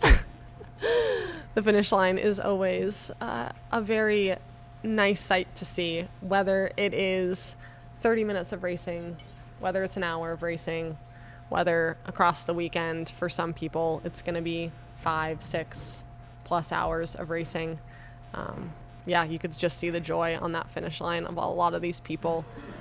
Whether you're first, whether you're mid-pack, back of the pack, like it's still such a huge accomplishment to cross this finish line. That's awesome. And now we can see, as we're sitting in studio, we can see all of the people running down from the Ascent, making their way down back to the village, down the service road. Everyone's running surprisingly well. I'm not seeing a lot of, they didn't get any muscle damage per se on this I think that's because you can't see their faces. I think if you could see their faces, I think it'd be a completely different story. I know, everyone's moving pretty well. This is my inspiration right here. I hope to be doing this when I'm his age. That is absolutely incredible. I just hope to be able to grow some facial hair like that. Yeah, you will never be able to grow facial hair like that. Ever. Okay, there are only 30 runners left on course. That's amazing. An hour and 4 minutes. People, they are moving so well uphill. That's crazy. Yeah. That you're going to have everyone up and over in practically probably 90 minutes. Just absolutely phenomenal. Like if you do see just how steep those roads and those trails are. Yeah. And look at that view looking off. Now you can see the full beauty of the course here. You can see way down there at the parking lot was the start and how they wound up on that road and then eventually navigated their way to where the camera is. Looking down, that's a long ways. That's steep. That's hey. Oh, we have somebody joining us here. Yay, we have somebody. We get to talk to a friend. Woo! Wow. Okay. I believe the camera's going to pan to us. All right. Yeah, we saw quite a bit. this, Yeah. yeah. We could, but Well, we have Jade here in the studio. Congratulations on an awesome race. Thank you. yeah. How'd it feel? Pretty hard. I wasn't sure if the shortened course would play in my favor or not, but I think it did, just because there was more hiking than more runnable stuff this year. Yeah, we were talking about that start, and like, did you run or hike most of that start? I hiked most of it, which was totally different from what I did last year, because once I got to like the top of the fire road last year, I was just burned Gassed. out. Yeah, versus this year, it's like a combination of like, okay, I want to slow down, and also I can't move because there's all these people in front of me. But it did let me have legs for the rest of the race. Yeah, so did you move? We didn't get to see like the full women's race and how it played out. We were watching ants on the screen a little bit. Yeah, Okay, on the screen. But can you tell us like how your race played out? Like, were you always in that top 3 position, or? Or were you even aware of where you were in that position? I figured that either Anna or Joyce would be in the front, so I was kind of basing it off of them. At the top of like that dispersed start, basically, I think I was maybe in 8th. Okay. And I worked my way up to 3rd, probably within like that first mile or so, and then just held on to 3rd from there. Wow. It feels good though to like move up through the field instead of being the person who's like, I was in 1st and then I'm in 8th. Oh no. Yeah, completely. Because I mean, last year I was speaking with my coach right before this, and last year, like at the start of the at the top of the dispersed start, I was like tied with Joyce, which is a terrible place for me to be because I just had people like slowly catching me the rest of the race, and then I finished in 9th. So I can relate. All of a sudden you get to the top of that first climb, you're like, oh shoot. Yes. Yeah. Are you then racing the 23K on Sunday? Yeah. Exactly. Awesome. So doubling back just like last year. Yep. That'll be great. And Yeah. what other races have you had any prior to? Okay. Yeah. So I've had kind of an interesting season. I started with chucking at 50K, and then Gorge 100K, Tillamook Burn 50 mile, and then this. So dropping this is slightly down. different. totally different. Yes. Well, Yeah. you certainly had the wheels. That's for sure. Thanks. It was very impressive, and we hope to see you go even faster and move up some podium spots then on Sunday. Yeah, you came back from 2nd last year in the 23K. Yeah. So going for that win? No. Come on. No, I mean, I believe in myself, but I'm also very aware of the field. I mean, like last year was super stacked, and this year being Golden Trail is even more so. So, no, I'm humble about this. Wow. I'll say it for you. I think she should go for the win. Thank you. You know, she sent it today. She was smart at the beginning, and now just smart at the beginning next time and send it on Sunday. Absolutely. Yeah, I think we can pass it over to. We have another top 10 finisher, the man with the poles. Thank you, we're- guys. Yeah, thanks. Awesome job. We'll let you cool down and get Yeah. dry. You can go get dry. Relax. Woo! Give it. Yeah. Now we have our pole man. I'm glad you brought your poles with you to this interview. I was gonna leave them, but you brought I it would up. take So them. We did bring it. Okay. Well, first off, great job. thanks. This is Ryan Good to see Becker you. on This the is Ryan screen. Becker. Our pulse faster. Polls are definitely faster. Okay. You see? Right heard there. it- you heard it here first, folks. We're trying to figure it out. Now polls are faster. I think, as you know, living in Telluride, I have polls out a lot. So it's kind of like a crutch, you know? Yeah. I feel a little naked without them going uphill. So even if they're not faster, just mentally being locked Nice. in is good. Yeah. Yeah. How did the race play out for you? We saw you flying up that first hill. I think you had an advantage with the poles on that first hill. Then how did it feel? Yeah, I mean, we have, in Telluride, we have like a Rundler race on the 4th of July, which is kind of like a half VK, I guess, kind of like today. And a lot of it is just like that start, where it's just grass, no trail, but straight up. And it's always faster to have poles there. And yeah, I did, obviously, this last year, and Jim was the only guy with poles. And I had been training with poles, but I didn't bring them. And then seeing him kind of like fly up, even on the road, some of those like, 5 to 8%, not even the steep parts, I do think is faster with poles. And so, yeah, it was kind of a no-brainer. Well, it was a no-brainer until we had the course cut in half. And then I really did have to think hard about it. But yeah, when I was just warming up and I looked at that grass hill again, I was like, no, I'm definitely bringing the poles.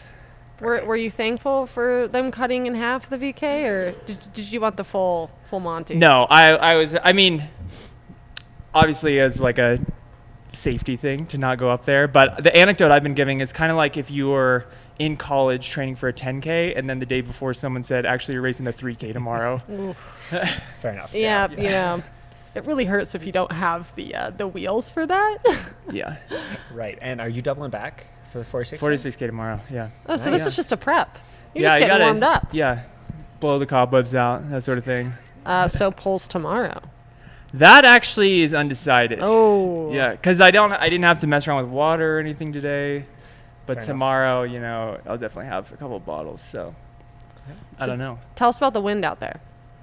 The direction that we were running, actually, I was expecting it to be more of a headwind, but I didn't really notice it until the very final 2-3 minutes. Okay. So I thought it was fine, but if we'd have kept going up, I mean, that's the thing too. Yeah, I'm not sure if even the direction, if we'd have actually summited all the way, it might have felt like a tailwind the whole way, but I don't know what who knows what it would have been on the top. I don't know what time it is, I think if the wind is like coming yet.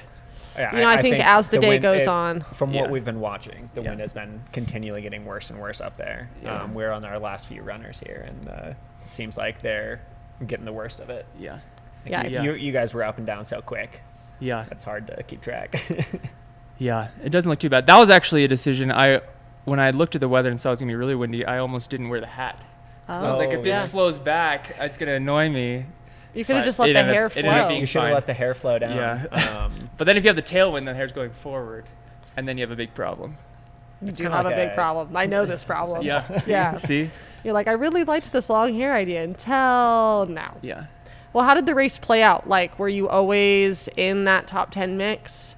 Were you kind of fiddling with the No, front? I was or- surprised, like you said. I was surprised to be at the front in those first like 3 minutes. I didn't really expect that.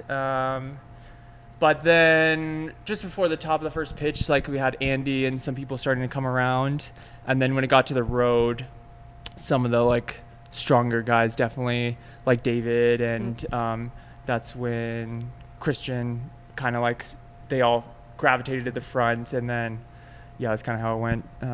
So now you can put from on your there. resume that you beat Killian. Yeah, that's a big one. Yeah. That's a big one. Previously I just had a Strava segment at the rut that was faster than Killian, but now this is Now a you real beat- this is a Yeah. real Beat him in a deal. race. Yeah. No. Yeah. LinkedIn. And this way too, I don't even have to race 100 miles. No. To do it. Yeah, I just had to do it in 20 minutes, so that was easy. So much less to go wrong. No.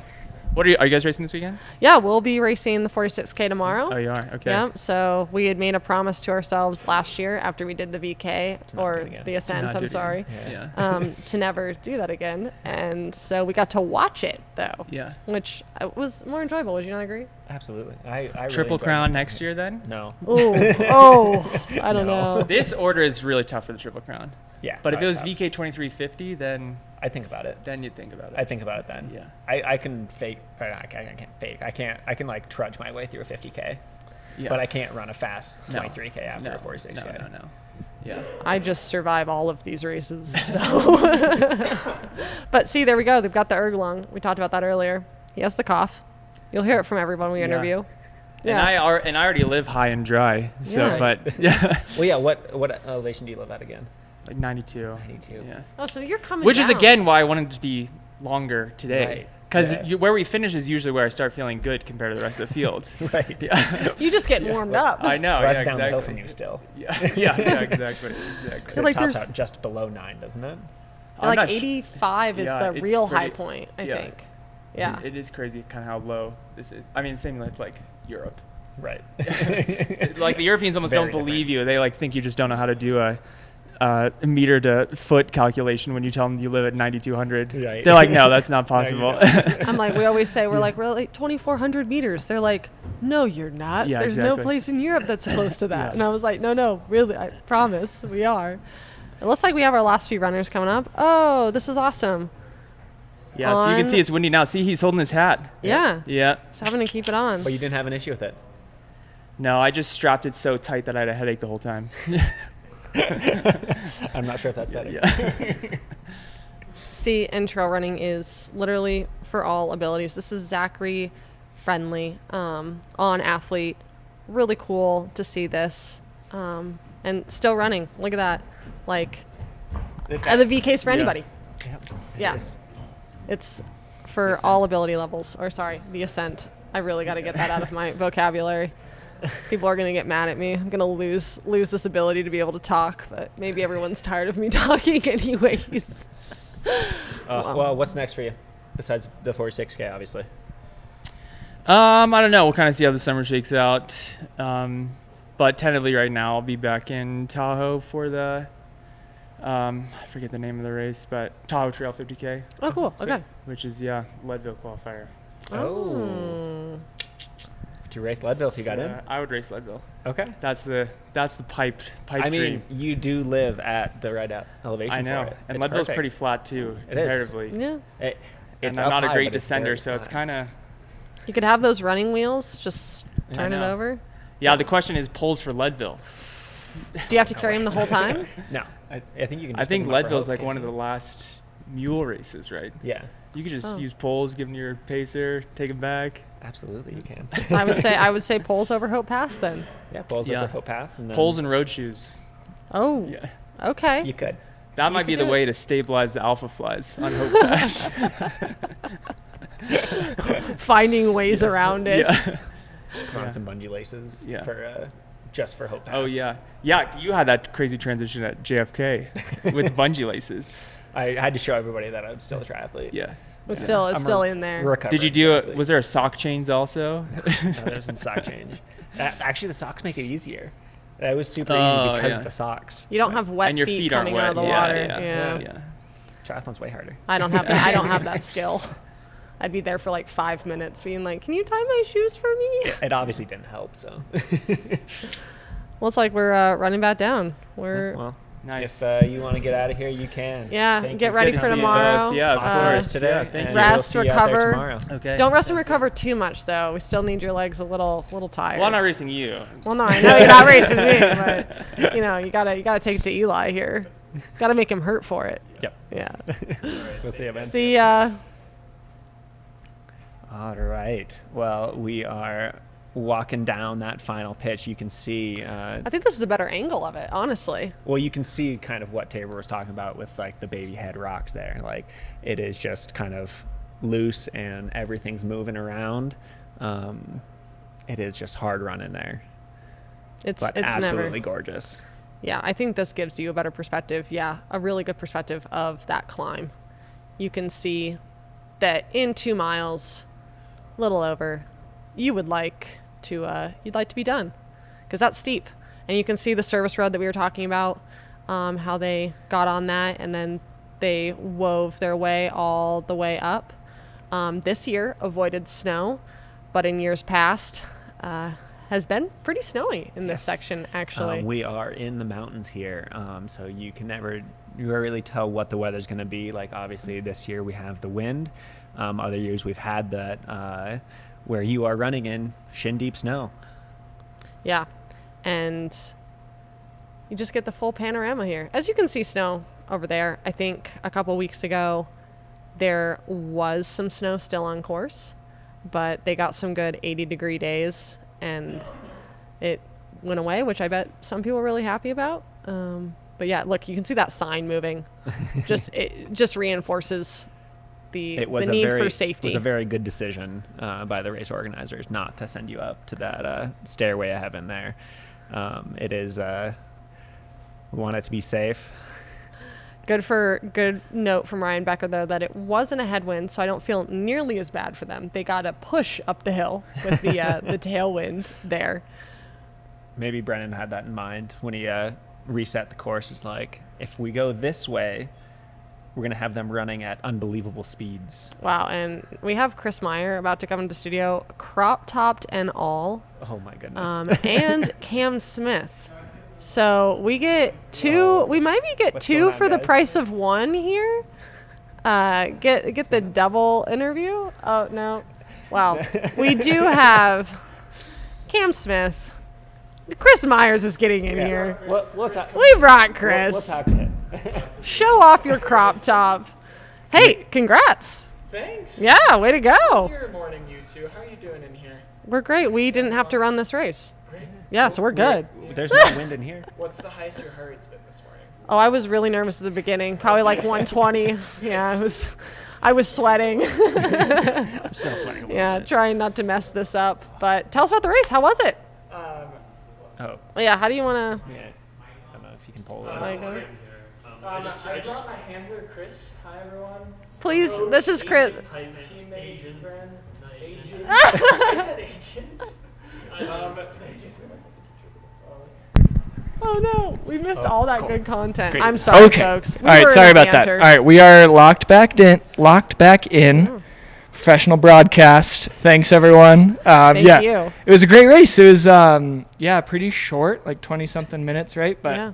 I really like that length because it's like the whole thing's dynamic. You know, like there's no settling in of like, okay, I'm a minute behind this person and a minute ahead of this person. Like it was dynamic and exciting the whole way. And on this course, there's like no consistent grade. Like Yeah. it's constantly changing. Steep, like low grade uphill, downhill, all kinds of twist and turning around and road to trail. And yeah, I thought it was exciting to have it Yeah. be that tight and short. And how are the body, the legs? We know that you just made the team a couple weeks ago. So how was the recovery? That's still a decent travel going East Coast, back to Colorado, West Coast. Yeah, I feel like I can handle a lot as long as it's 2 weeks instead of 1 week. So I did the GoPro games the week after Sunapee and was maybe still feeling the racing a little bit. Okay. But when you have 2 weeks, like last weekend I had nothing to do. I just ran with some friends and hung out and did stuff around the house. And like when you have an off weekend, I feel like that makes a big difference. I saw on Strava, though, you exchanged vows last weekend. Oh, that's right. Yeah. Yes. Yeah, my fiance Lynn and I are trying to like spread out our wedding as much as possible. So we did vows, just the two of us. Then we'll kind of do a little ceremony with like siblings and parents, and then a big party. And it's like a 3-part all summer long. I love this. This is so good. Wedding extravaganza. Yeah. Yeah, just let me know if you need some heckling. Yeah. So, Chris is actually not invited, but he found the address in time, so no one knows what's going to happen. He stalked your next. Strava hard enough. Yeah. Then. Chris? Hey, Hey. Can we talk about the crop top? Yeah. can we? Well, there's a little bit of a story. I didn't make this crop top. I had someone very special help me make it. You might have heard of him. He makes really good memes. Scott Jurek. Oh. Scott Jurek made that. So that Well, should it seems be. less holy. Yeah, I mean, No, he kind of messed up the area. No, Jim did the holes. Jim did the. Okay. Yeah, I thought Scott had. Jim might have copied. So you're Scott a saying little that bit. after you wear this and you take it off, it should be put in the Trail Running Hall of Fame. It doesn't have enough stains on it. We'll get Are Scott you to gonna wear wear it that over at the Western weekend. next week as well? I don't know. TBD. It looks like you have more airflow. Yeah, you know, definitely have a good, one of camera Scott's points of improving time on Western was a wardrobe suggestion, and he did help me make this. Maybe there'll be a video coming out about this later. Scott Jurek has turned from professional trail runner to professional art or design. It's like Gorp Fashion Core. Classic design. pathway. Yeah. got the- we Fashion got the- design. Next step in life. Yeah. The cobalt blue Gorp Core. Chris, what was the reason of doing the VK? Even though in a week from tomorrow you're racing 100 miles. Oh, I think there's very comparable races. I think that no, it was. I think if anything, this is just going to make the escarpment feel easier. And also, why not get out there, celebrate, run some hills with some friends, and heckle from the back. I remember I saw Cam like once at the start. We were waiting. I'm like, "Let's go, Cam!" And then I just never saw him again. But I had fun running with Anna for a bit, and then Nice. she destroyed me on the last climb, and then I puked, and then I think I saw Killian up there at one point. But yeah, it was just super fun, just putting my head down and just like running and doing a different type of race, and Blow out the carbon. blow You out only get to go tubes, slower from here on out. pretty much, The next week's race way easier. and hotter. Yeah, it's a bit hotter. I could do with some wind though. The wind would be nice. Yeah. So how did you guys feel about the wind out there? Could have Was ran at it- the top. I didn't Hot think take. about it. Once my heart rate's over 240 as it was for most of the race. Yeah, casual, just riding that line. It goes that high? Yeah, Eli doesn't like a know anything hummingbird. about that. I didn't notice, to be Okay. honest. My bib I was fluttered going for a so little hard. bit. The crop top felt great though in the Yeah. wind. I I think did my you s- nipples probably showed a few We times. just had Ryan Becker in here, and he said that basically the way that it went, he felt like it was a tailwind, so it was actually pushing you guys up the hill. Yeah. Did you feel any help? Did you feel surprisingly good at the end? You know, when your ego's as big as mine is, you feel like you have a tailwind all the time. So I don't know. I get that. The only Eli keeps So telling I- me his ego is the biggest ego, so Dude, my Mine's ego. the best- Whoa. mine's the best ego, though. Okay. Ooh. Chris, Yeah, where no. does Yeah, I your mean, ego no- fall? No, I just had to be careful in the wind when I was puking to make sure I wasn't getting on the photographers. Oh. I was like, is this a good spot? All right, this is a good spot. And then I think we got some pictures of it. Oh, good. I love running till I puke. It's kind of like any You're cyclist doing a good knows, job for like, it. Yeah. there's no such thing as tailwind. Like, you either are amazing or there's crosswind or headwind. I You think know, like, I you was never, the like, former. tailwind doesn't Tailwind really, doesn't like, you don't, like, notice it. Yes. So I think that's where I was. I love it.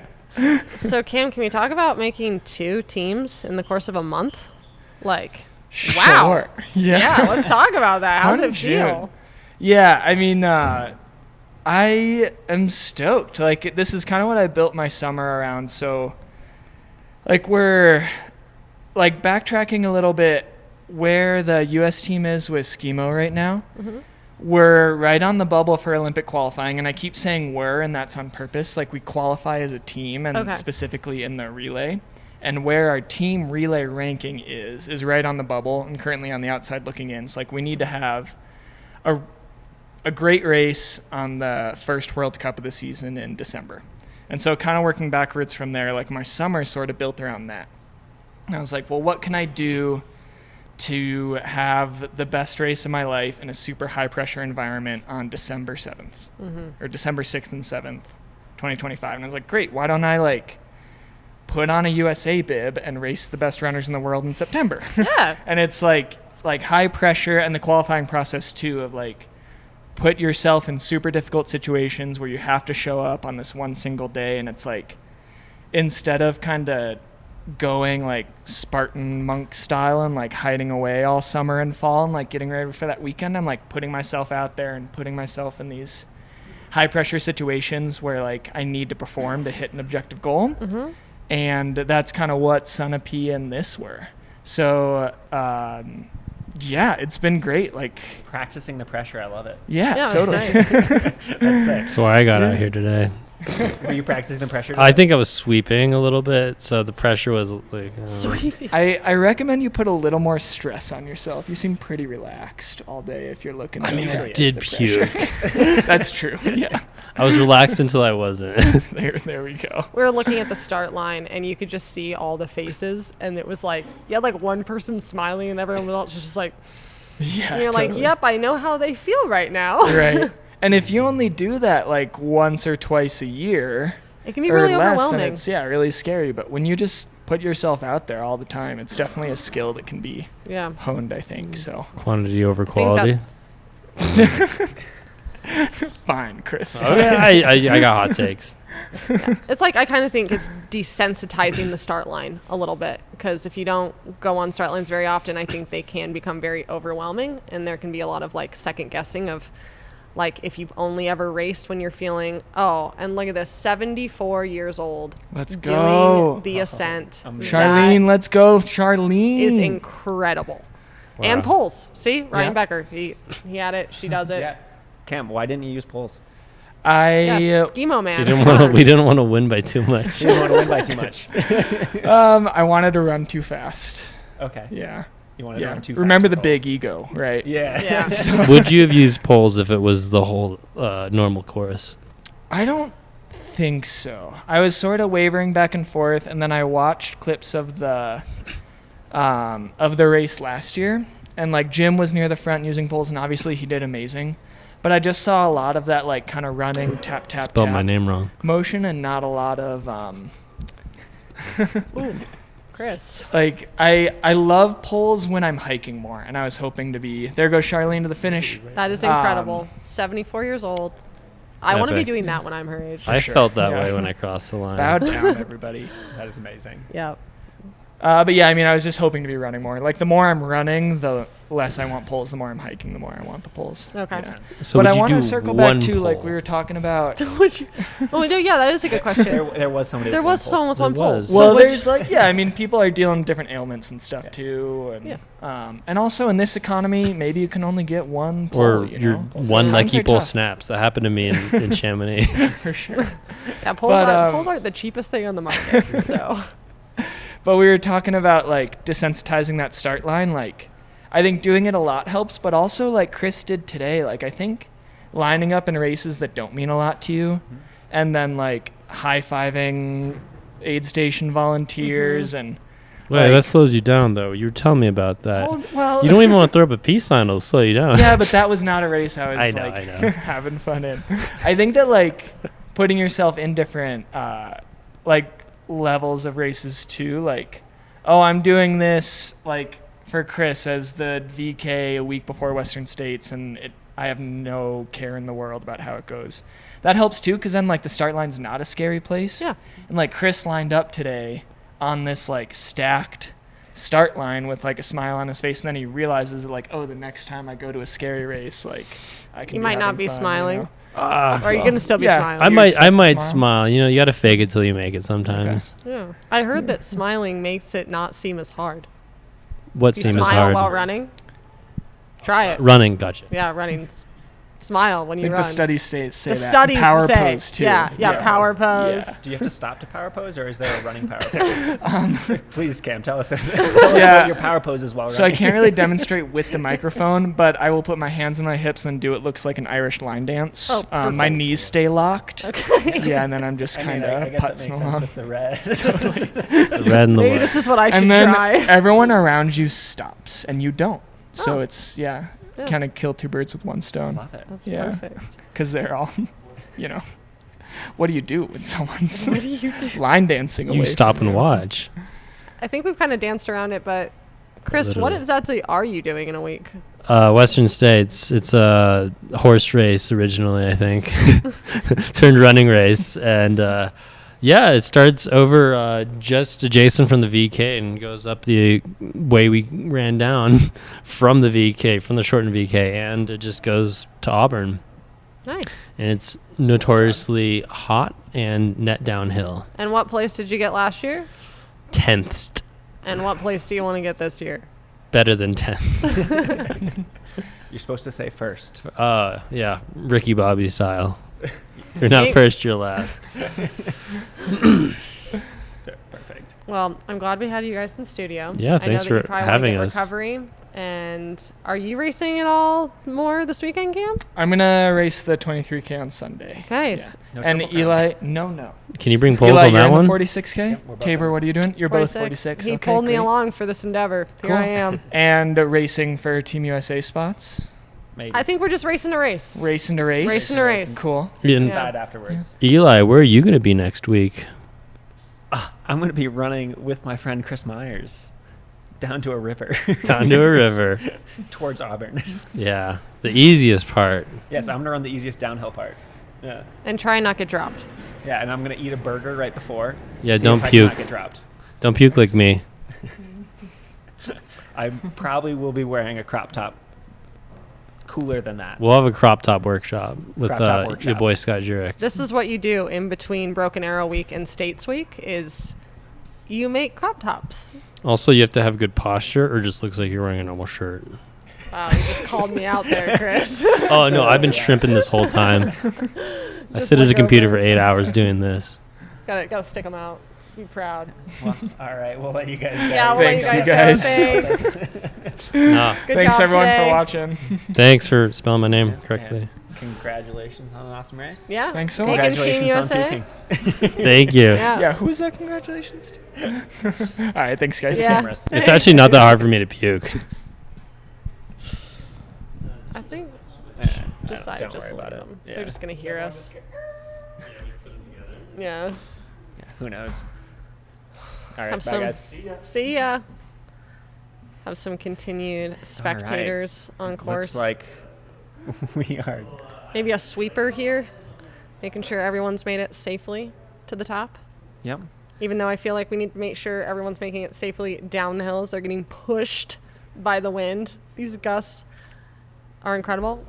We have two runners left. We are getting close to the end here. I think our camera's going down trying to find them. Hopefully we can get a good view of them and see them crushing it towards the finish line. Yeah, this is, again, it's a hard part. You know, you got the rocks. It just gets steep. Again, this camera angle doesn't do it justice with just how steep it is, but watching people run up it is actually really impressive. I have hiked parts of this before. And Oh, absolutely. yeah, that just goes to show you that, like, watching those elite men and women running up this is mass impressive. It was really fun to have that duo on camera, Chris and Cam. Double C's there. Amazing that Scott Jurek is still slicing up T-shirts, You know, making them Gotta as stay breathable relevant. as possible. yeah. I think he's found his next calling. Oh, Fashion I design. I love the combo of Chris Myers and Scott Jurek. What a hilarious friendship. You know, if Scott Jurek could just make his own clothing company, and it's just crop tops, I think, you know, there's a huge sponsorship opportunity there. I'd love that. Yeah, just you get sponsored by Scott Jurek. It's not even there's no company name. It's just Scott Jurek. Yeah, you're just thanking him for what he's done for you. SJ Apparel. SJ Apparel. See, Scott, if you're listening, this need is it. your business. We need it. Yeah. You can be in trail running forever. Not that you wouldn't be in trail running forever, but No, he is forever. Yeah. I don't think he has a choice anymore. He's stuck in trail running. do you remember when we met him last year? He introduced himself. Yeah. And I was like, you don't know who I am. But, sir, you need no introduction. Yeah. I fangirled for a hard moment there. Absolutely. But now How we're can you just not? waiting for our last two runners. The wind still strong. If anything, like, I think it's picking up. It definitely looks, from our point of view here, it looks like it is absolutely blowing up there. And again, kind of go over our top women here. Get to see Anna Gibson taking the win. Super stoked on that. That makes her the national champion in the Ascent and the National the classic. champion in the classic distance. Yep. Coming in second was Joyce Jade, who we had in studio talking to us about the race, and then who will be doubling back for the 23K, as I believe most of these women are. In 6, Jess will be going to the 46K, and yeah, just some very strong. It's more of a popular double than we've seen in the past. I think in the past we've only really seen people like David Sinclair do it. Or the people who are in for the Triple Crown. Right. And so trying to perform both days is a pretty difficult challenge, I bet. I'm sure they got done with the race and they're like, all right, straight to the recovery. Let's get some snacks. Let's get some calories in, get the feet off. Get off the feet and do some relaxing, see if I can get ready for tomorrow. Yeah, if you are racing tomorrow, or even if you are racing again on Sunday, like, how would you physically prepare and also mentally prepare, say, for a good race or a bad race? Because I imagine some people that finish today are very happy with their race, but some people might have finished wanting more. So how would you prepare to come back? Yeah, I think a lot of people will be coming in. It's something that, like, you and I did last year. We were trying out a different taper technique, and we showed up to the vertical, and we were just, our legs were dead. We had nothing. And then 2 days later, we were feeling great once the 23K came around. I think a lot of people have to look at it like that, of like, if I wasn't quite ready today, like, this is kind of the icing on the cake of like, oh yeah, I got the cobwebs blown out. I'm practicing that pressure, like Cam Smith says. I actually love that. We're practicing that pressure of getting that, getting those nerves, those start line nerves off, and then we are just getting ready back, get off the feet again, get lots of calories, and do it all pre-race day over again. Yeah. And again, looking at this men's result, like those top 4 finishers that you see all going to Worlds, congratulations to them. David Sinclair in 5th is also going to Worlds. He made the classic team a few weekends ago. And so David Norris. Wow. That is incorrect, Yeah, Tabor. my You David's. are very incorrect on that I am one. very incorrect. Don't listen to me. Listen to Eli. He's usually the stats guy. I'm just the faces person. But strong races by everyone here. I believe Christian, Cam just said as well that they will be doubling back for the 23K. Yes, I imagine do not that. believe that Joe Gray is. I don't Okay. think he was on the start line for that. Okay. I could be wrong on that, but I do believe we have our final 2 finishers here. Coming up the hill. This is awesome. Making their way from locals right here, Yes, Olympic Valley. California. 61 years old, Randy. That is so awesome. Absolutely crushing Making it up the hill. Hard day, right? All uphill with the wind.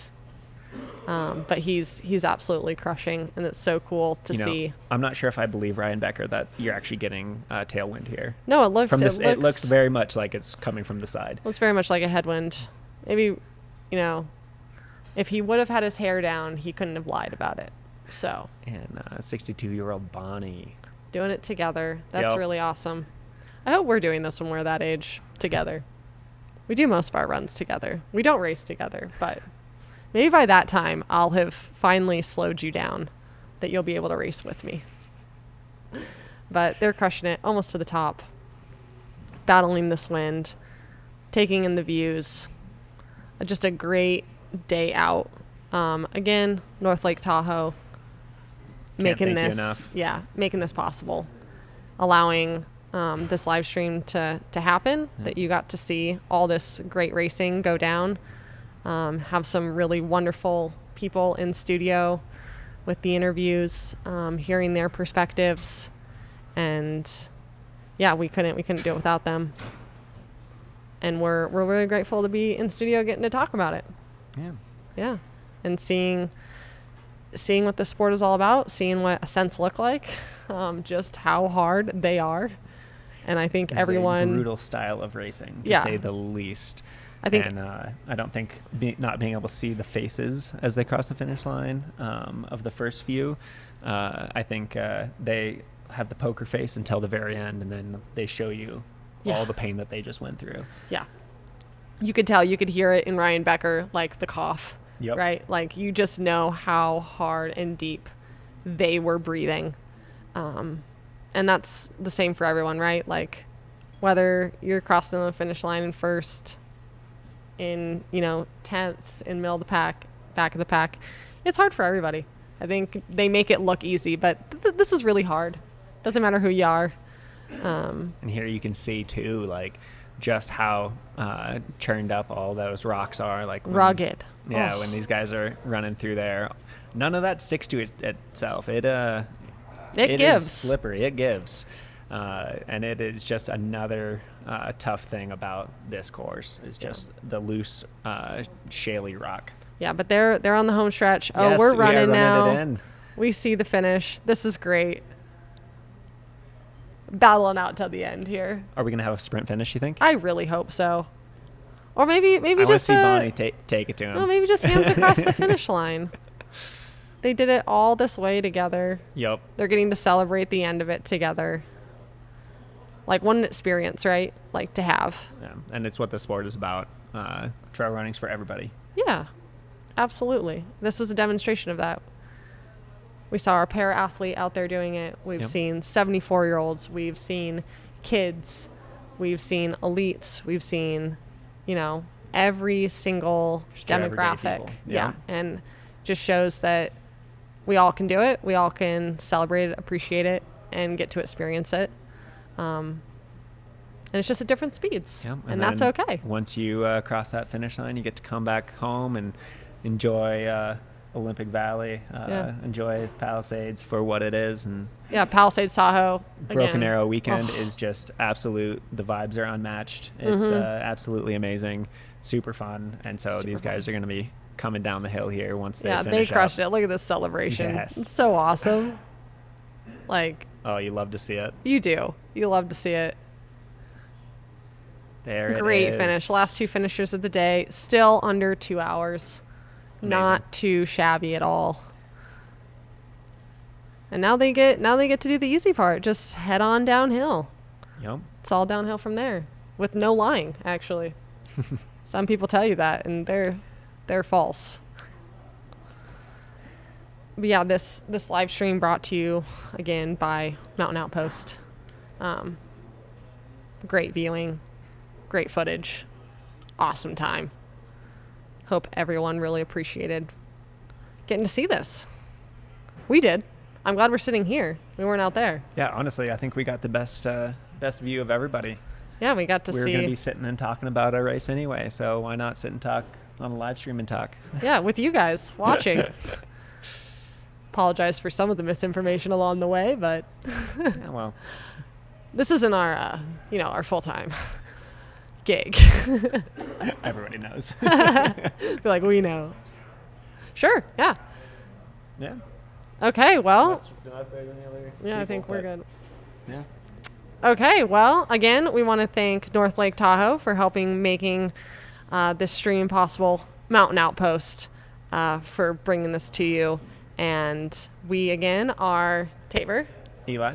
And we appreciate you watching today, cheering everyone on. And, yeah, have a great rest of your day and hope you liked watching those teams happen. Tune back in for the 23K. Yeah. Thank you.